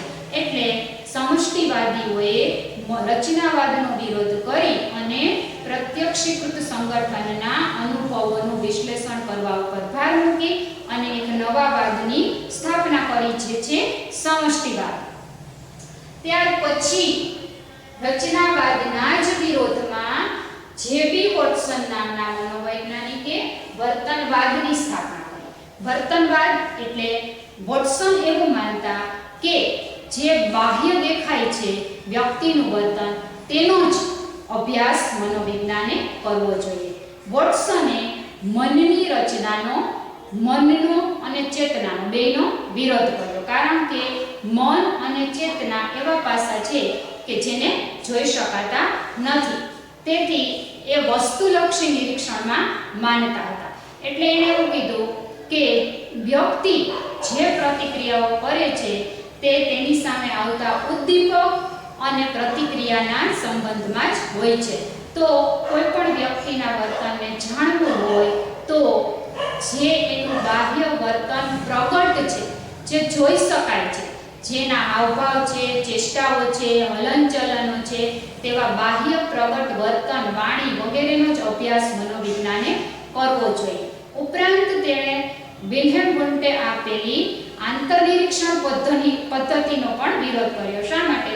તો કે આંતરનિરીક્ષણ પદ્ધતિ દ્વારા વ્યક્ત થતું વ્યક્તિનું જે કોઈ પણ નિવેદન છે તે ચકાસી શકાય તેવું હોતું નથી. એ વ્યક્તિ જ કહે છે, માટે સાચું છે કે નહીં તે વસ્તુલક્ષી રીતે ખ્યાલ આવતો નથી.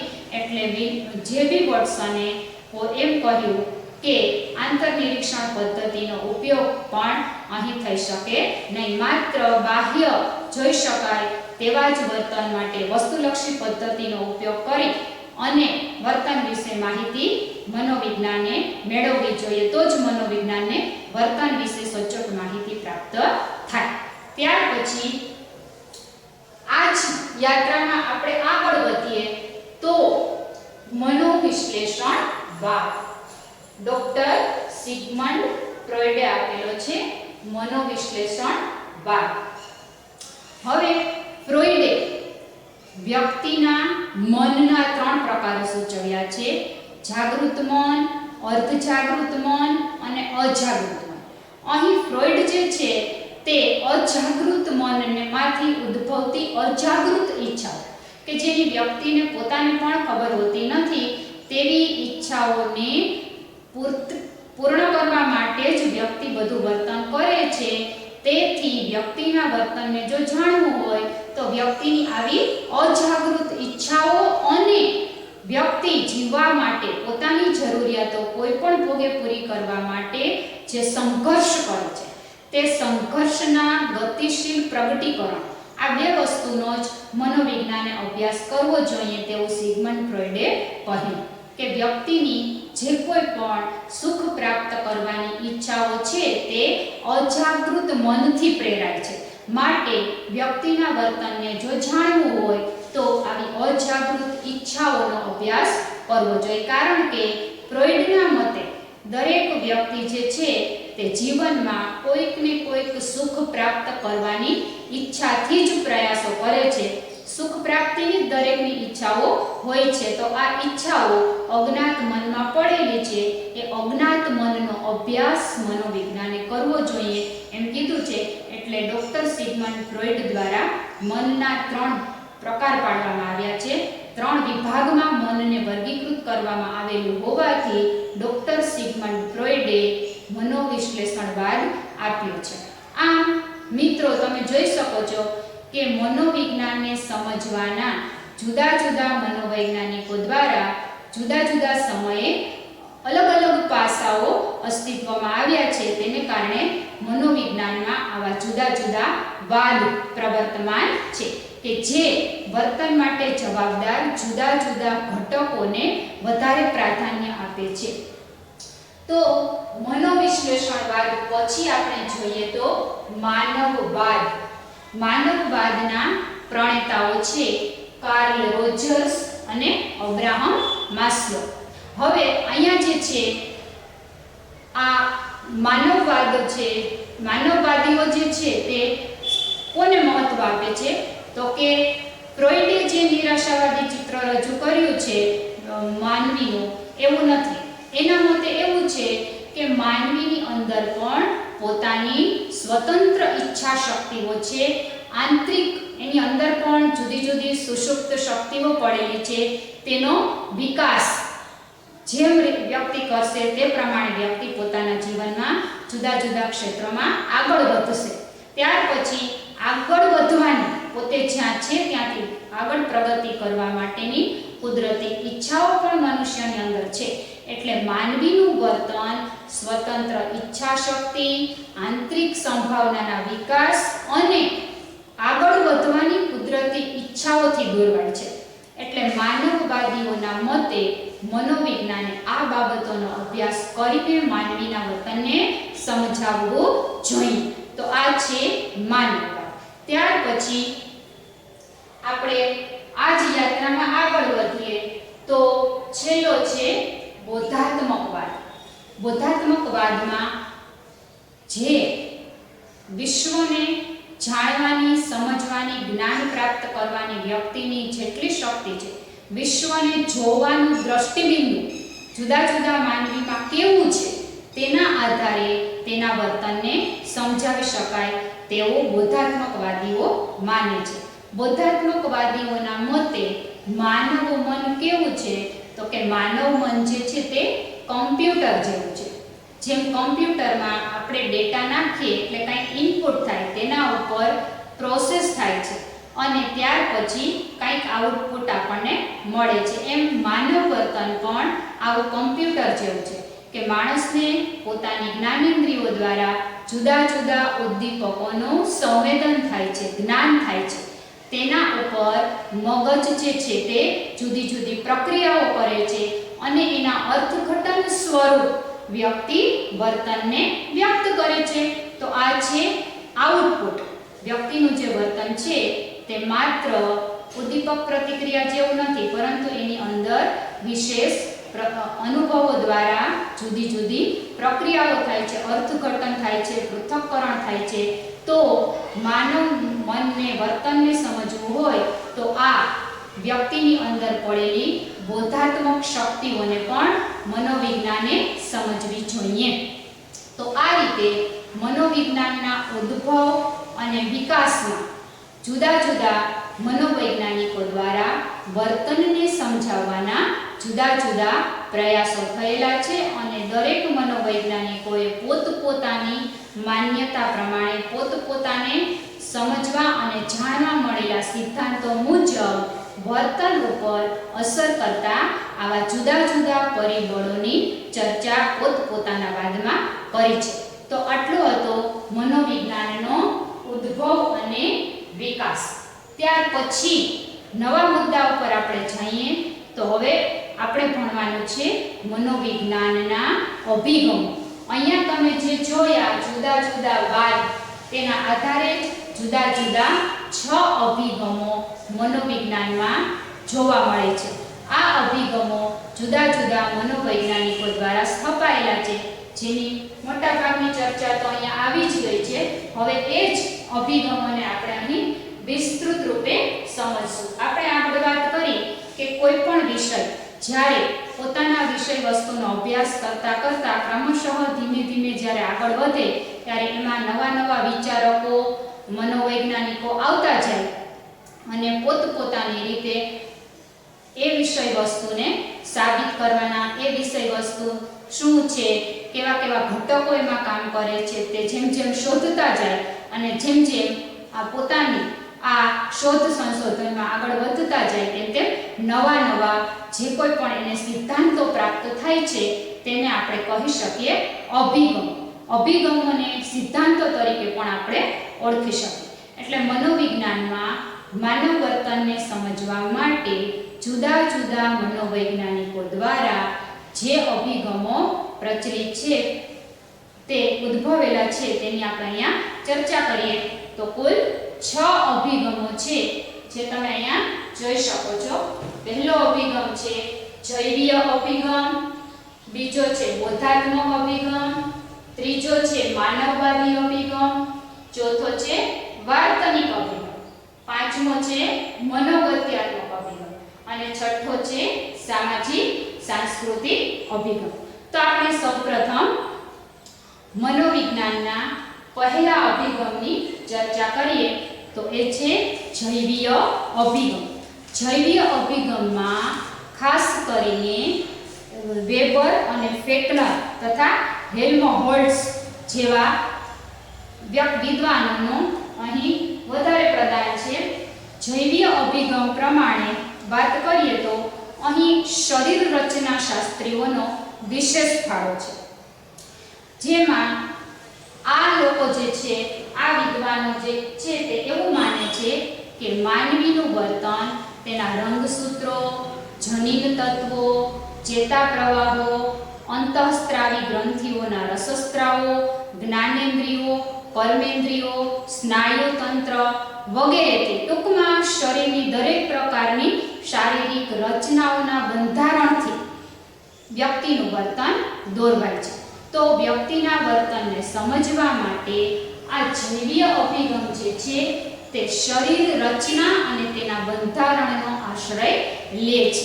એમાં આપણે ત્રણેય જે વિદ્વાનો છે તેની આપણે વાત કરી છે, વેબર, ફેકનર અને હેલ્મહોલ્ટ્ઝ. તો આવો પ્રશ્ન કદાચ તમને પૂછાઈ શકે કે જૈવીય અભિગમમાં માનનારા ત્રણ જે શરીરશાસ્ત્રીઓ છે તેના નામ જણાવો. તો તમારે આ નામ યાદ રાખવા પડે, વેબર, ફેકનર અને હેલ્મહોલ્ટ્ઝ.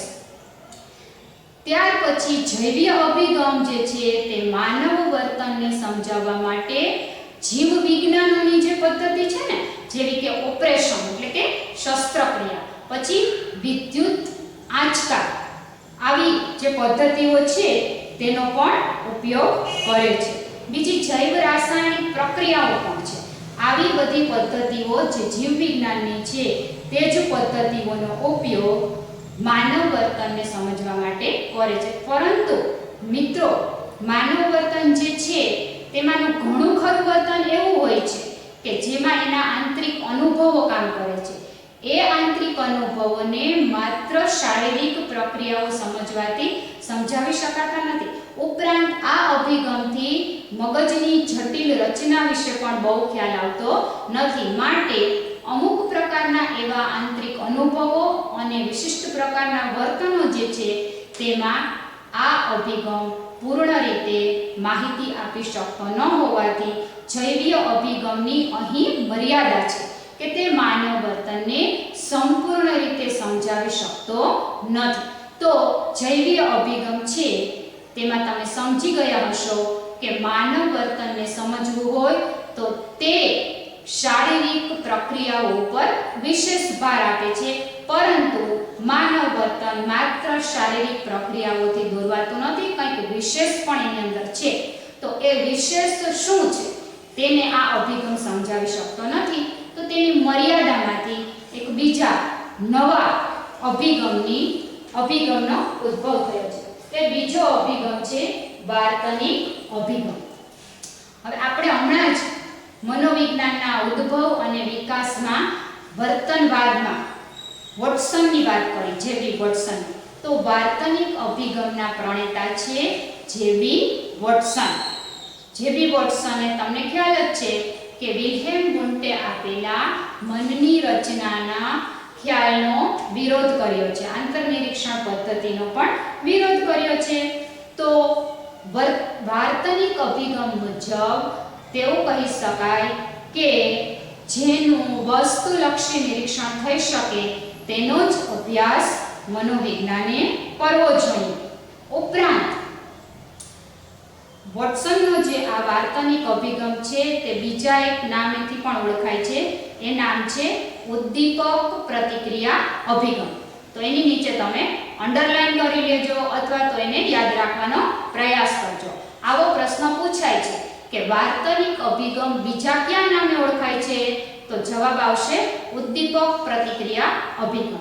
કારણ કે વોટસને શું કીધું છે કે જે પ્રકારનું ઉદ્દીપક ઉત્પન્ન થાય તેની સામે માનવી જે કોઈ પણ પોતાનો પ્રતિભાવ આપે રિએક્શન આપે તેના ઉપરથી જ તેના વર્તનને સમજી શકાય, કારણ કે આ રિએક્શન જે છે તે બાહ્ય હોય છે, તેને જ વસ્તુલક્ષી રીતે નિરીક્ષણ કરી શકાય. એટલે જે જોઈ શકાય તેવી પ્રતિક્રિયાઓ છે એનો જ અભ્યાસ મનોવિજ્ઞાને કરવો જોઈએ. પ્રગટ વર્તનનો અભ્યાસ કરવો, દાખલા તરીકે વાણી છે, વ્યક્તિ શું બોલે છે તેની ખબર પડે છે, પણ વ્યક્તિ શું વિચારી રહ્યો છે તેની ખબર પડતી નથી. વ્યક્તિ બોલે છે, શારીરિક હલનચલન થાય છે, બાહ્ય ચેષ્ટાઓ થાય છે, તો આ બધું પ્રગટ વર્તન છે. એટલે વોટસન એવું માને છે કે મનોવિજ્ઞાને આવા બાહ્ય વસ્તુલક્ષી વર્તન જે જોઈ શકાય તેનો જ અભ્યાસ કરવો જોઈએ, તે એમાં જ માનનાર છે. ત્યાર પછી આગળ વોટસનના જ આ વાદને નવ્ય વર્તનવાદીઓએ આગળ ચલાવ્યો. આ નવ્ય વર્તનવાદીઓના નામ છે સ્કિનર, ગથ્રી અને ટોલમે. તો આ જે છે તે વાર્તનિક અભિગમ છે, જેમાં માત્ર વસ્તુલક્ષી નિરીક્ષણ થઈ શકે તેવા જ વર્તનના પાસાનો અભ્યાસ કરવો તેવું વોટસન જણાવે છે. ત્યાર પછી આપણે આગળના ત્રીજા મુદ્દા ઉપર જાણીએ તો બોધાત્મક અભિગમ. બોધાત્મક અભિગમ છે તેણે વોટસનના વર્તનવાદનો વિરોધ કર્યો છે, કારણ કે તેઓ એમ માને છે કે વોટસને જે જણાવ્યું કે માનવ વર્તન માત્ર ઉદ્દીપક અને પ્રતિક્રિયાની જે પ્રક્રિયા છે તેનાથી જ ઉદ્ભવે છે, તો અહીં વાર્તનિક અભિગમ છે તે માનવ વર્તનને ટેલિફોન જેવું યંત્ર ગણાવે છે. પણ બોધાત્મકવાદીઓ એવું કહે છે કે માનવ વર્તન ટેલિફોન જેવું યંત્ર નથી, તો માનવ વર્તન કેવું છે તો કે કમ્પ્યુટર જેવું છે. આપણે આગળ એની ચર્ચા કરી લીધી છે કે ઉદ્દીપક અને પ્રતિક્રિયાની વચ્ચે પણ કંઈક પ્રક્રિયા થાય છે. એટલે માનવના સંપર્કમાં કોઈ પણ બાહ્ય ઉદ્દીપકો આવે ત્યારે માનવી પોતાના અગાઉના અનુભવોના આધારે તે ઉદ્દીપકોનું શું કરશે તો કે અર્થઘટન કરશે, પૃથક્કરણ કરશે અને પછી એના ઉપર પ્રતિક્રિયા કરે છે. એટલે ઇનપુટ, પ્રોસેસ અને આઉટપુટ, આ રીતે માનવ વર્તન કમ્પ્યુટર જેવું છે તેવું બોધાત્મક અભિગમવાદીઓ માને છે. તો મિત્રો, આ પ્રશ્ન પણ તમને પરીક્ષામાં પૂછાઈ શકે તેવો છે કે બોધાત્મકવાદીઓ માનવ વર્તનને કોના જેવું ગણે છે તો કમ્પ્યુટર યંત્ર જેવું ગણે છે.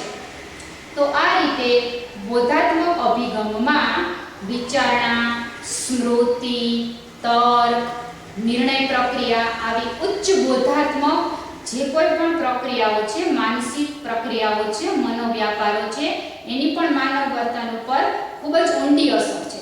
એટલે માનવ વર્તનને જાણવું હોય તો આ બધી જે ઉચ્ચ મનોવ્યાપારો છે એવી માનસિક પ્રક્રિયાઓને પણ મનોવિજ્ઞાને જાણવી જોઈએ, કારણ કે માનવ વર્તન જે છે તે શૈક્ષણિક, બોધાત્મક, વિકાસાત્મક પરિબળોનું પરિણામ છે.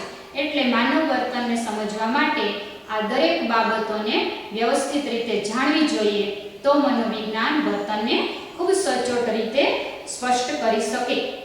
તો આ રીતે બોધાત્મકવાદીઓ જે છે તે બોધાત્મક અભિગમમાં આપણી જ્ઞાન મેળવવાની પ્રક્રિયામાં જે ઉચ્ચ મનોવ્યાપારો કાર્યરત છે તે ઉચ્ચ મનોવ્યાપારોને જાણવા ઉપર વિશેષ ભાર મૂકતા હોવાથી તેઓ બોધાત્મકવાદીઓ છે. સમજાય છે ને મિત્રો? તો ત્યાર પછી આપણે આગળ વધીએ તો ચોથો મનોગત્યાત્મક અભિગમ. આની વાત પણ આપણે આગળ ઉપર છલી કરી લીધી છે ઉદ્ભવ અને વિકાસમાં. તો મનોગત્યાત્મક અભિગમ એને મનોવિશ્લેષણવાદ પણ કહી શકાય. આ અભિગમના પ્રણેતા છે ડોક્ટર સિગમન્ડ ફ્રોઈડ. અસાધારણ વર્તનનો ઉપચાર, મતલબ કે જે લોકો સાધારણ વર્તનથી દૂર છે, તેના સાધારણ વર્તનમાં હોવી જોઈએ એવી ખાસિયતો કરતા તેની અંદર કંઈક ખામીઓ છે, માનસિક દુર્બળતા છે, અક્ષમતાઓ છે. તો આવી બધી જે વર્તનની સમસ્યાઓ છે તેનો ઉપચાર આ ડોક્ટર સિગમન્ડ ફ્રોઈડ કરતા હતા. એ ઉપચાર કરતા જ એને જે કોઈ પણ પદ્ધતિ પ્રાપ્ત થઈ એમાંથી જ એનો આ મનોગત્યાત્મક વાદ જે છે તે વિકસ્યો છે. મનોગત્યાત્મક અભિગમ મુજબ સિગમન્ડ ફ્રોઈડ એવું માને છે કે વ્યક્તિ જે છે તે મોટા ભાગનું તેનું વર્તન જે છે તે અજાગૃત મનની ઈચ્છાઓથી પ્રેરાઈને કરે છે. એટલે વર્તનને સમજવું હોય તો માનવીના અજ્ઞાત પાસા પર ભાર મૂકવો જોઈએ કે જે બાહ્ય સ્પષ્ટ રીતે જાણવામાં નથી આવતું છતાં પણ વ્યક્તિ એ વિશેનું વર્તન કરતી હોય છે. તો કયું એવું પાસું છે કે જેના વિશે સ્પષ્ટતા નથી થઈ શકતી, જે જ્ઞાત નથી, તેવા અજ્ઞાત પાસાથી વર્તન પ્રેરાય છે. એટલે અજ્ઞાત પાસાના અભ્યાસ ઉપર ફ્રોઈડ જે છે તે ભાર મૂકે છે. ફ્રોઈડે એવું કીધું કે વ્યક્તિ જે વર્તન કરે છે તેમાં તેનો વારસો, ખાસ કરીને શારીરિક વારસો જે માતા પિતા તરફથી જનિત તત્વોમાં પ્રાપ્ય હોય છે તે વારસો અને બાળપણમાં થતા બાળકને જે કોઈ પણ બાલ્યાવસ્થાના અનુભવો છે તેનાથી જ માણસનું વર્તન ઘડાય છે.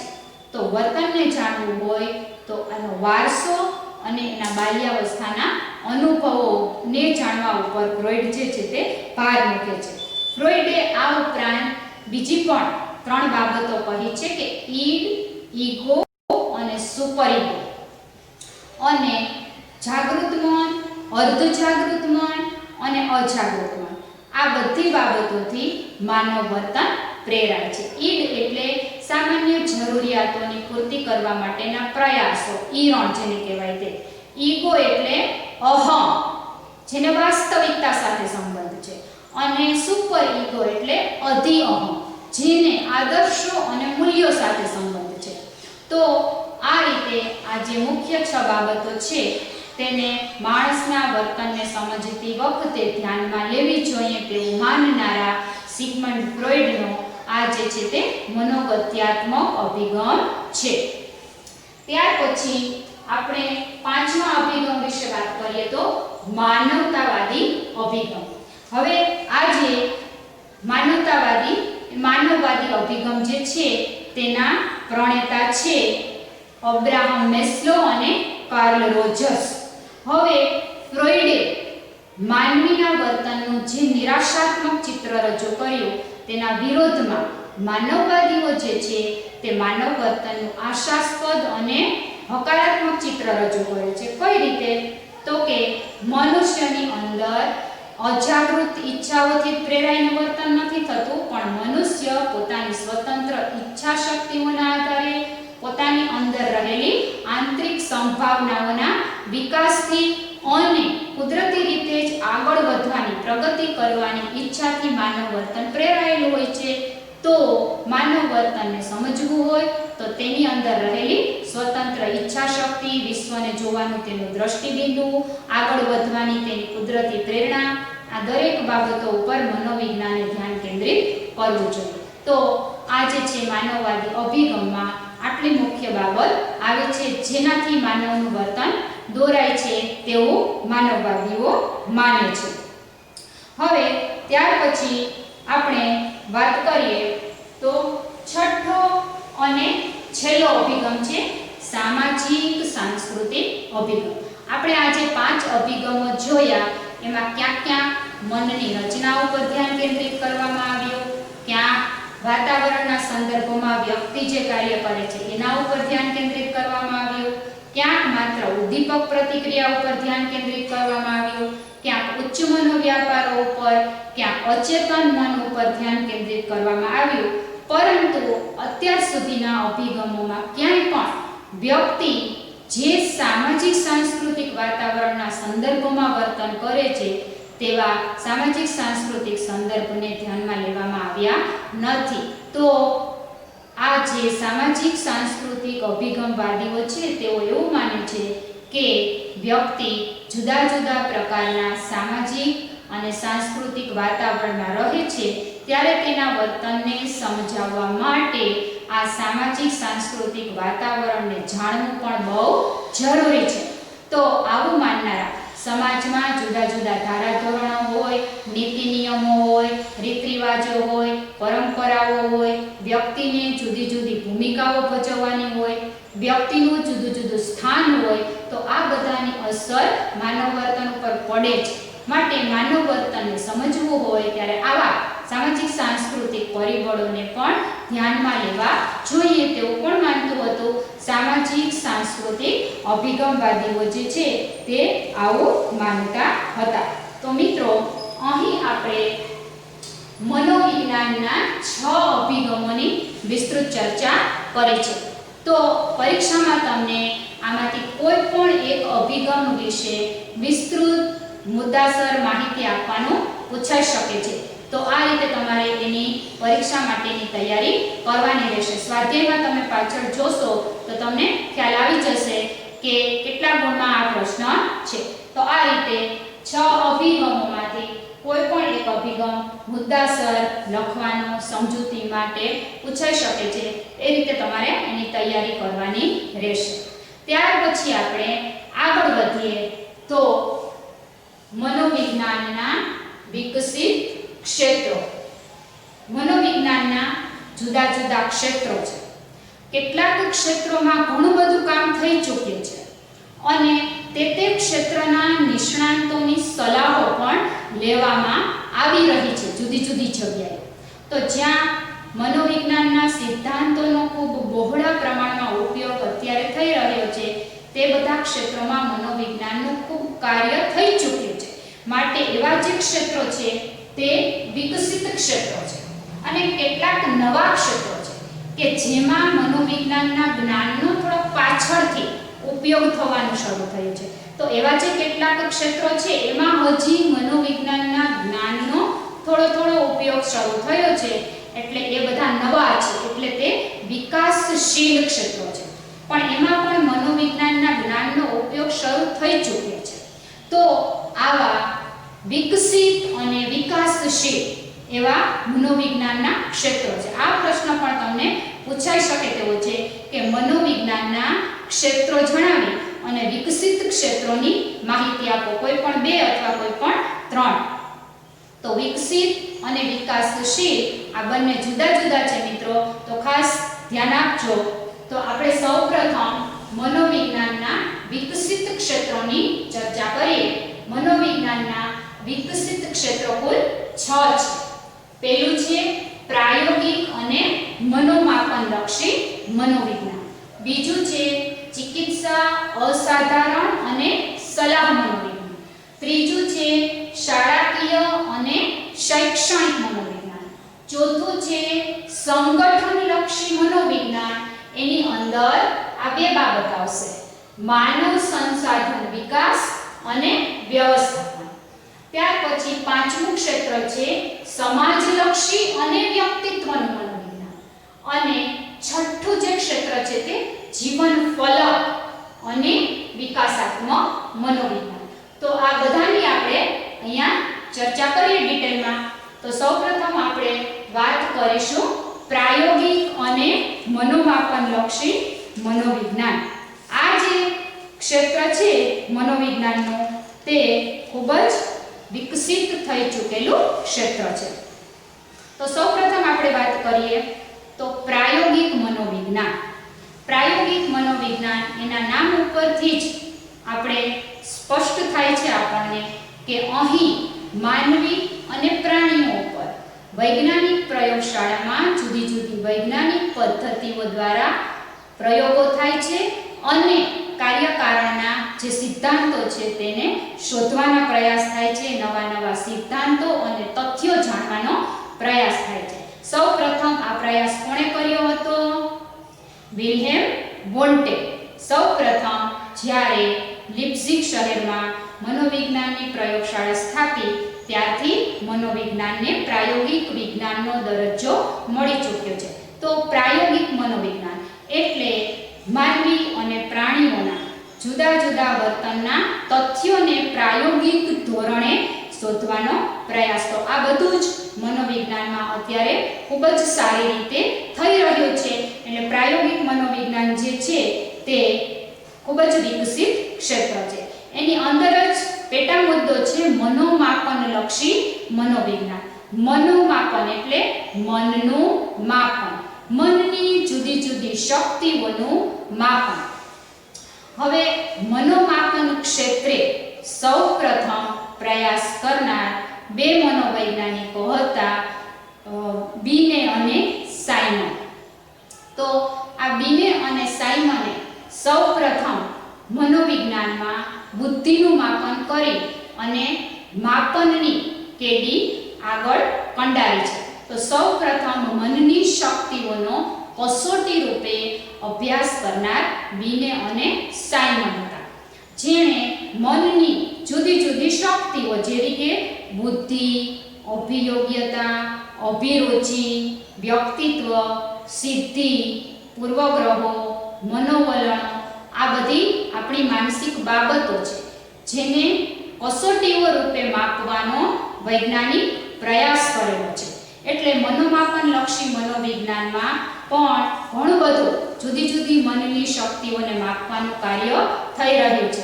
અત્યારના સમયમાં તમે જોતા હશો કે સારી સારી નોકરીઓ મેળવવા માટે જુદી જુદી લેખિત પરીક્ષાઓ આપણે પાસ કરવી પડે છે.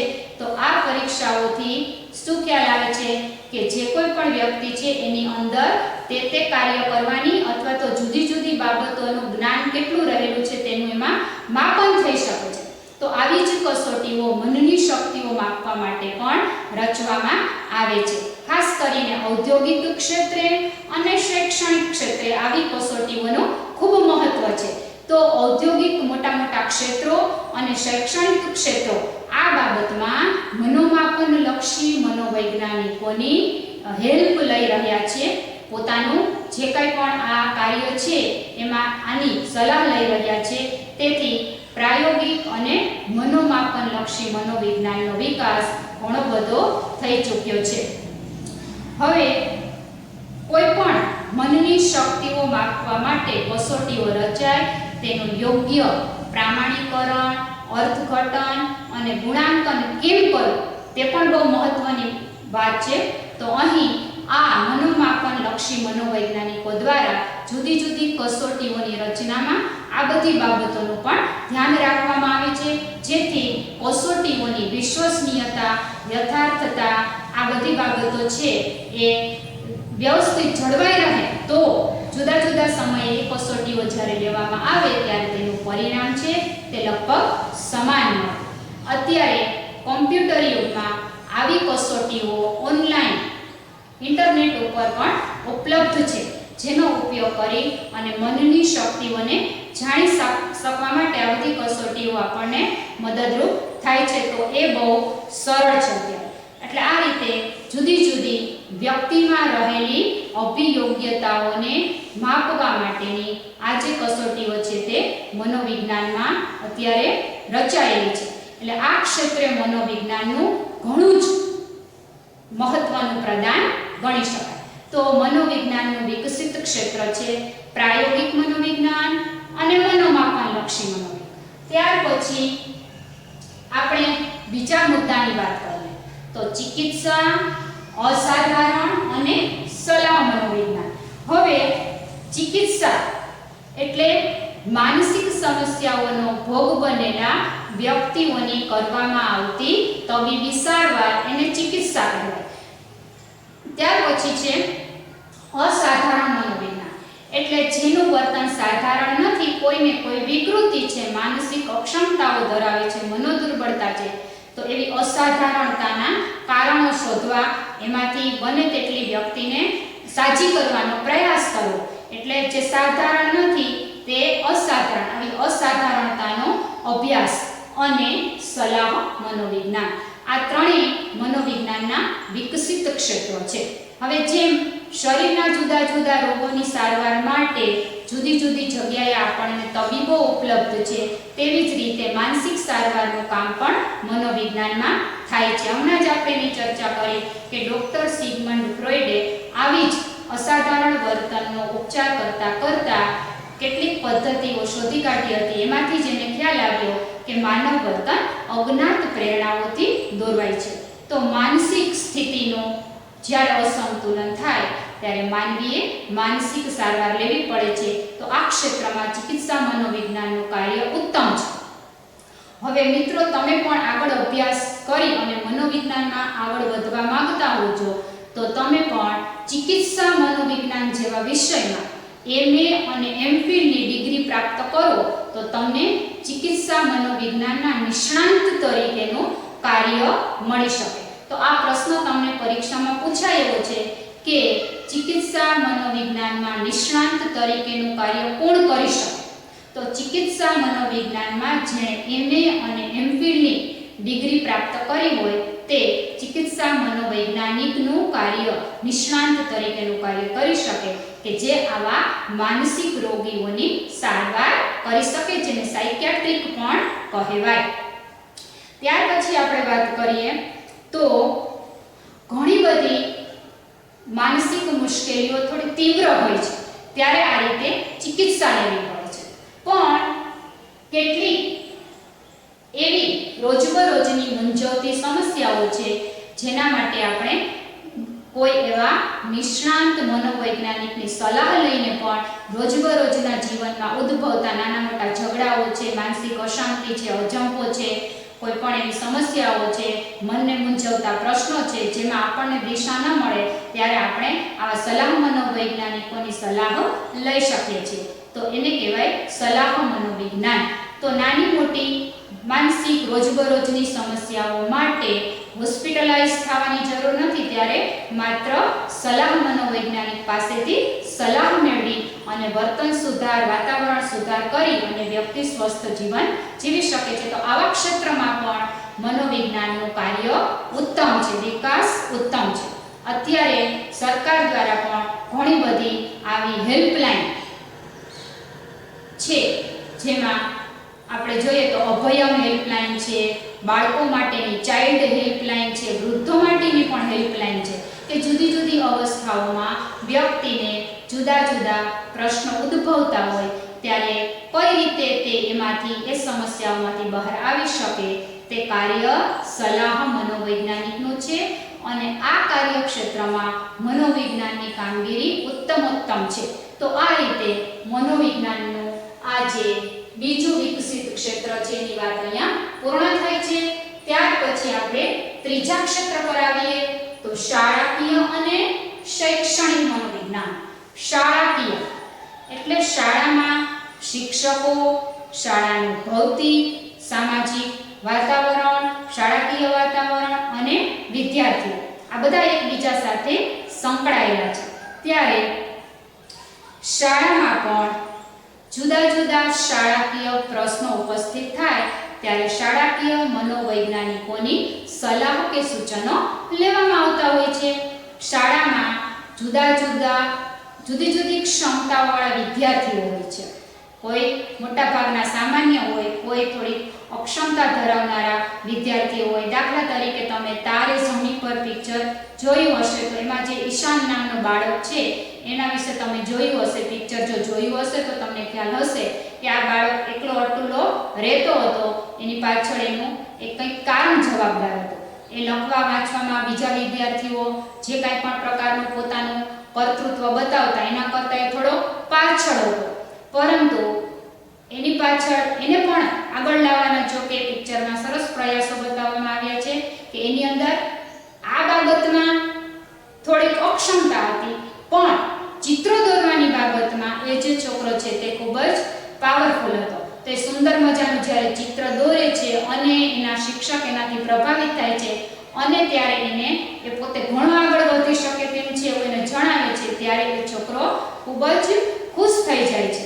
ત્યાર પહેલાંનું એનું જે જીવન હતું, વાતાવરણ હતું એ કંઈ ઉદાસ રહેતો. તો આ રીતે જુદી જુદી ક્ષમતાઓ ધરાવનારા વિદ્યાર્થીઓ હોય છે. અભ્યાસક્રમ, શાળાનું ભૌતિક વાતાવરણ, શાળાકીય વાતાવરણ, શિક્ષકોનો સ્વભાવ, શિક્ષકો આ બધું જ શાળાકીય વાતાવરણમાં આવી જાય.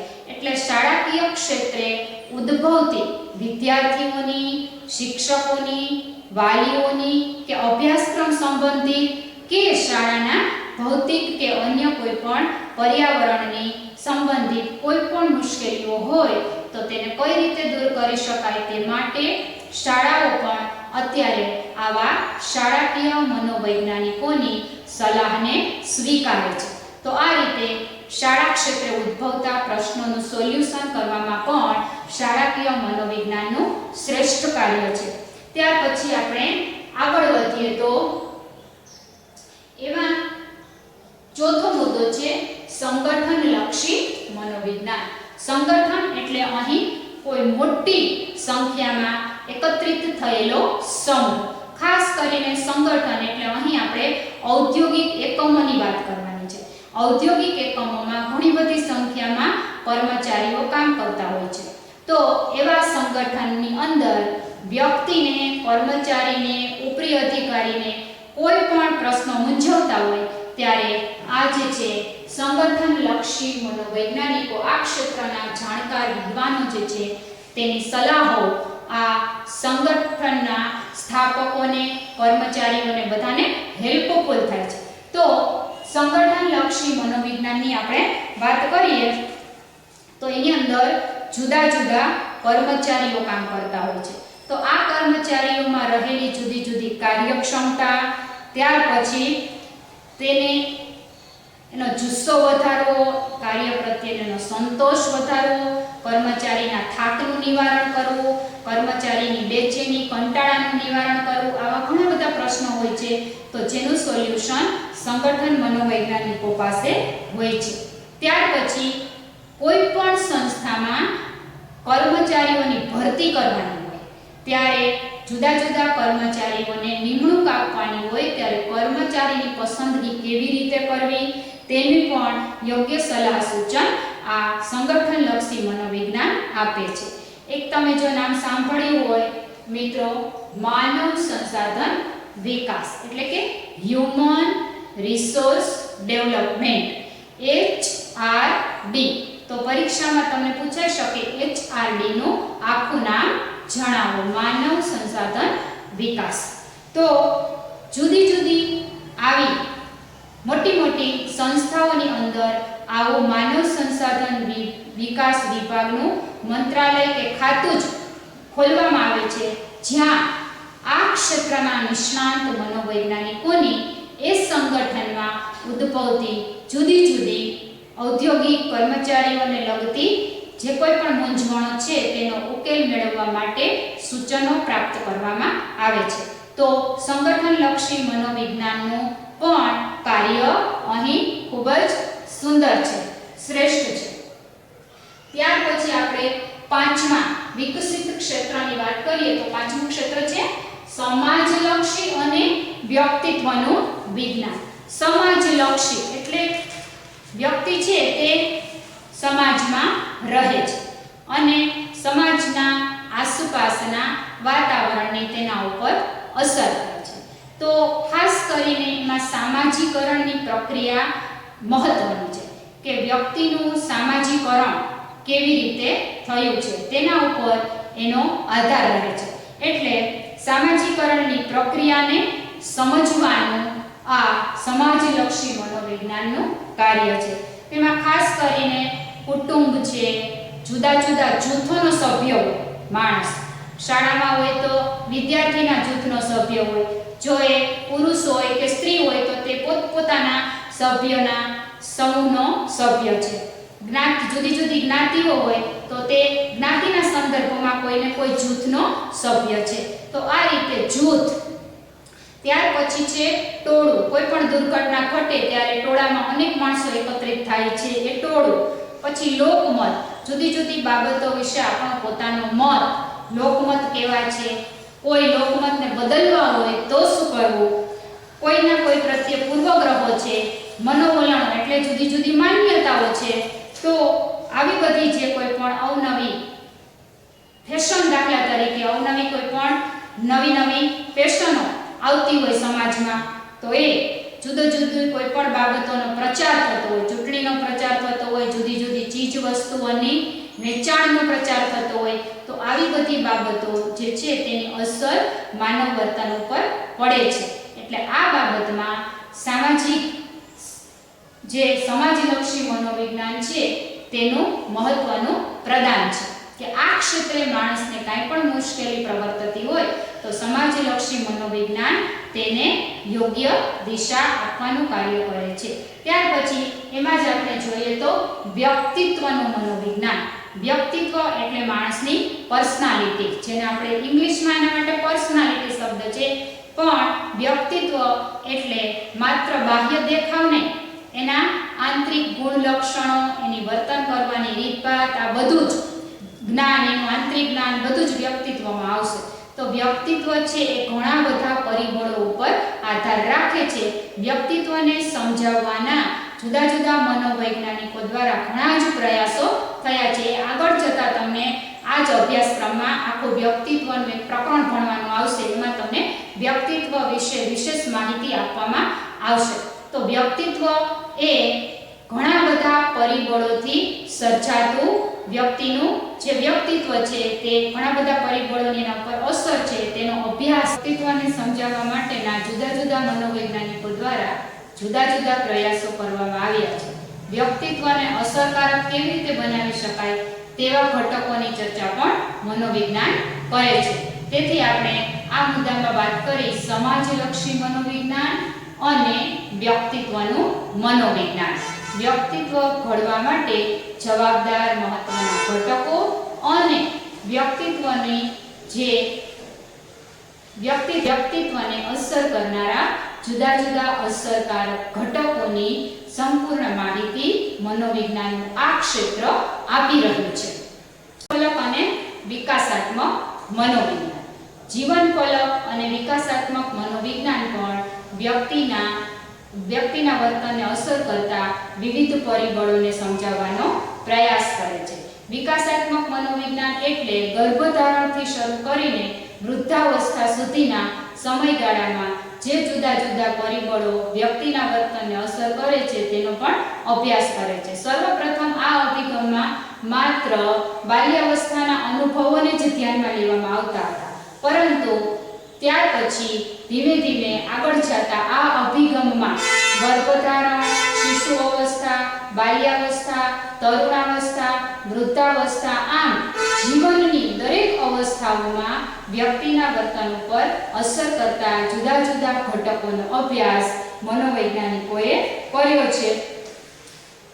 તેથી આ વિકાસાત્મક મનોવિજ્ઞાન પણ મનોવિજ્ઞાનનું વિકસિત ક્ષેત્ર છે.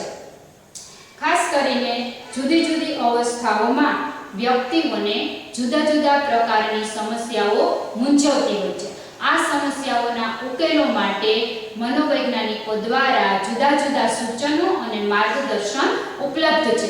તો આ ક્ષેત્રમાં પણ મનોવિજ્ઞાનનું મહત્વનું પ્રદાન છે. તો આ રીતે આપણે મનોવિજ્ઞાનના આટલા મહત્વના વિકસિત ક્ષેત્રોની ચર્ચા કરી છે. અહીં તમને બોર્ડની પરીક્ષામાં પણ અહીંયા પૂછવામાં આવશે કે મનોવિજ્ઞાનના વિકસિત ક્ષેત્રો જણાવી કોઈ પણ બેની ચર્ચા કરો કે ત્રણની ચર્ચા કરો.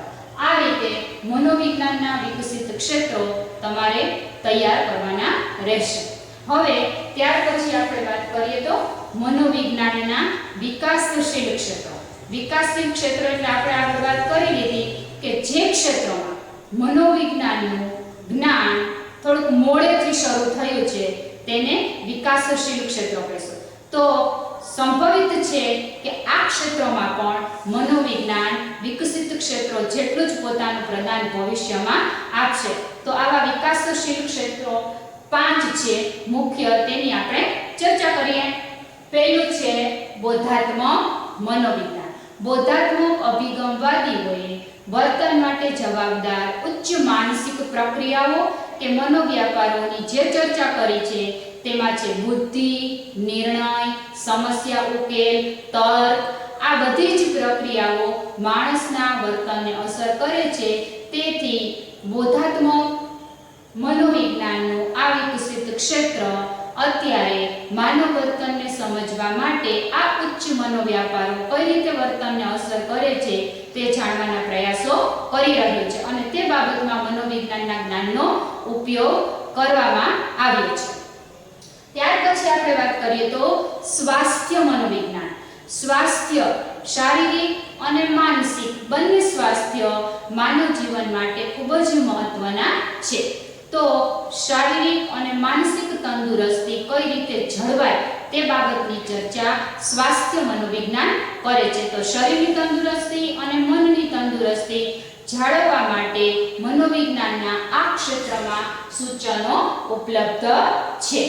ત્યાર પછી આપણે વાત કરીએ તો રમતગમતનું મનોવિજ્ઞાન.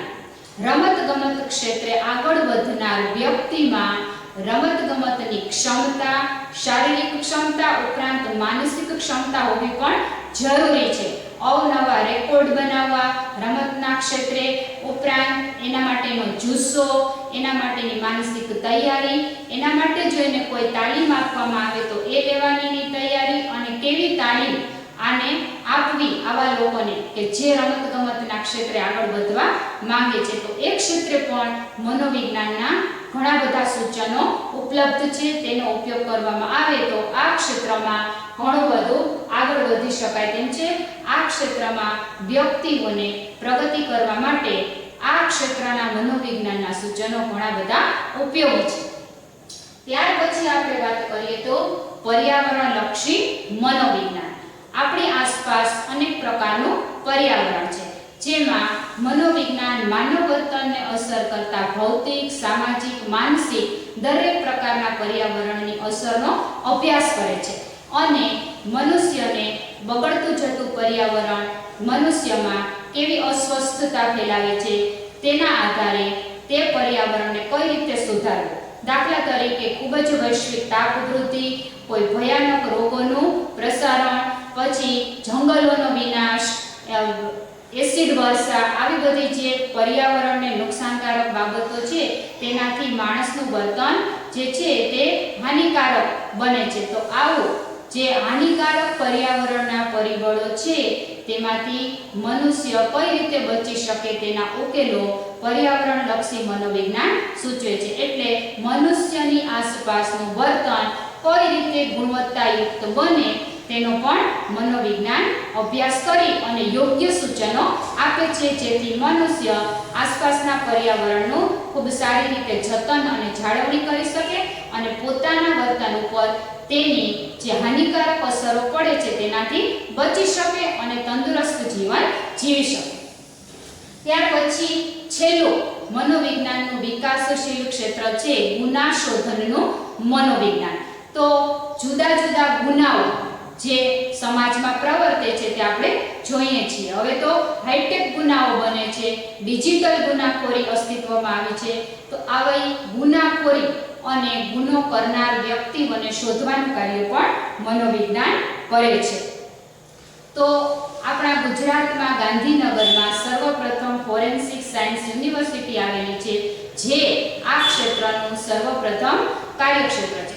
તો આ પ્રશ્ન પણ તમને પરીક્ષામાં પૂછાઈ શકે તેવો છે કે ફોરેન્સિક સાયન્સ યુનિવર્સિટી સર્વપ્રથમ ક્યાં અને ક્યાં આવેલી છે? તો ગુજરાતના ગાંધીનગરમાં ફોરેન્સિક સાયન્સ યુનિવર્સિટી આવેલી છે. આ એક ગુણના પ્રશ્નમાં પૂછાય તેવો પ્રશ્ન છે, તો એ ખાસ તમારે યાદ રાખવાનો રહેશે. તો ટૂંકમાં સમાજમાં પ્રવર્તતા જુદા જુદા ગુનાઓને શોધવાના કાર્યમાં પણ મનોવિજ્ઞાનના જે જુદા જુદા સૂચનો છે તે આપણને મદદરૂપ થાય છે. તો આ હતું ગુના શોધનનું મનોવિજ્ઞાન. હવે આ સિવાય પણ ઘણા બધા એવા ક્ષેત્રો છે કે જેમાં મનોવિજ્ઞાનનું જ્ઞાન ઉપયોગી બની શકે તેમ છે. તો એવા કયા કયા ક્ષેત્રો છે? તો કે અપરાધનું મનોવિજ્ઞાન છે, અવકાશનું મનોવિજ્ઞાન છે, ત્યાર પછી કાનૂની મનોવિજ્ઞાન છે, સંરક્ષણનું મનોવિજ્ઞાન છે, આતંકવાદનું મનોવિજ્ઞાન છે, શાંતિનું, જનસમુદાયનું, નારી શક્તિનું, આવા અનેક પ્રકારના એવા વિષયો છે, ક્ષેત્રો છે કે જેમાંથી પ્રવર્તતી જુદી જુદી મૂંઝવણો અને સમસ્યાઓ જે વ્યક્તિની માનસિક શાંતિને અવરોધે છે, અડચણરૂપ બને છે, તેવી તમામ પ્રકારની જે સમસ્યાઓ છે તેના ઉકેલ માટે મનોવિજ્ઞાનનું જ્ઞાન ખૂબ જ ઉપયોગી બની રહેવાનું છે. આ ક્ષેત્રમાં પણ મનોવિજ્ઞાન અત્યારે પોતાનું કાર્ય કરી રહ્યું છે. આમ મનોવિજ્ઞાન માનવ જીવનને ગુણવત્તાયુક્ત બનાવવાના શક્ય તેટલા પ્રયાસો કરી અને એવા સારા વર્તનના સિદ્ધાંતો આપી રહ્યું છે, જેથી કરીને માણસ વિધાયક દ્રષ્ટિબિંદુ કેળવી અને પોતાનું જીવન સુચારુ રૂપે જીવી શકે. તો હવે તમને ખબર પડી હશે ને મિત્રો કે મનોવિજ્ઞાન વર્તનનો અભ્યાસ કરે છે અને કોઈ પણ પ્રકારના વર્તનના કેવા કેવા પાસાઓ, ઘટકો, સંદર્ભો જવાબદાર છે તેની પણ ચર્ચા કરે છે અને વ્યક્તિની શારીરિક માનસિક તંદુરસ્તી કઈ રીતે જળવાય તેના માટે પણ તે ચિંતિત છે. આ મનોવિજ્ઞાનનું જ્ઞાન 21મી સદીમાં આપણી માનસિક સમસ્યાઓને હલ કરવા માટે ખૂબ જ મહત્વનું બની રહેશે. તો આ રીતે મનોવિજ્ઞાન જે છે તે મહત્વની ભૂમિકા પૂરું પાડનાર વિજ્ઞાન છે અને માનવ વર્તનનો વૈજ્ઞાનિક ઢબે વિશિષ્ટ પદ્ધતિઓથી અભ્યાસ કરી અને વર્તનને સારી રીતે ઘડવા માટેનું જ્ઞાન પૂરું પાડનાર વિજ્ઞાન છે. તો અહીંયા આપણું આ પ્રકરણ જે છે તે પૂર્ણ થાય છે. આની પાછળ સ્વાધ્યાયના જે પ્રશ્નો આપેલા છે તે તમારે આ વિડિયો લેક્ચરના માધ્યમથી જે કંઈ પણ તમે શીખ્યા એની મદદથી સ્વાધ્યાયના પ્રશ્નો તમારે લખી લેવાના રહેશે. જો તમને કાંઈ પણ આ અભ્યાસને અનુરૂપ પ્રશ્ન હોય તો તમે આ જ વિડિયો લેક્ચરની જે ચેનલ છે એમાં કોમેન્ટ કરી અને પૂછી શકો છો. એના જવાબ આપવાનો પ્રયાસ કરવામાં આવશે. તો અહીં આપણે આટલું જ રાખીએ છીએ. આવજો. આભાર.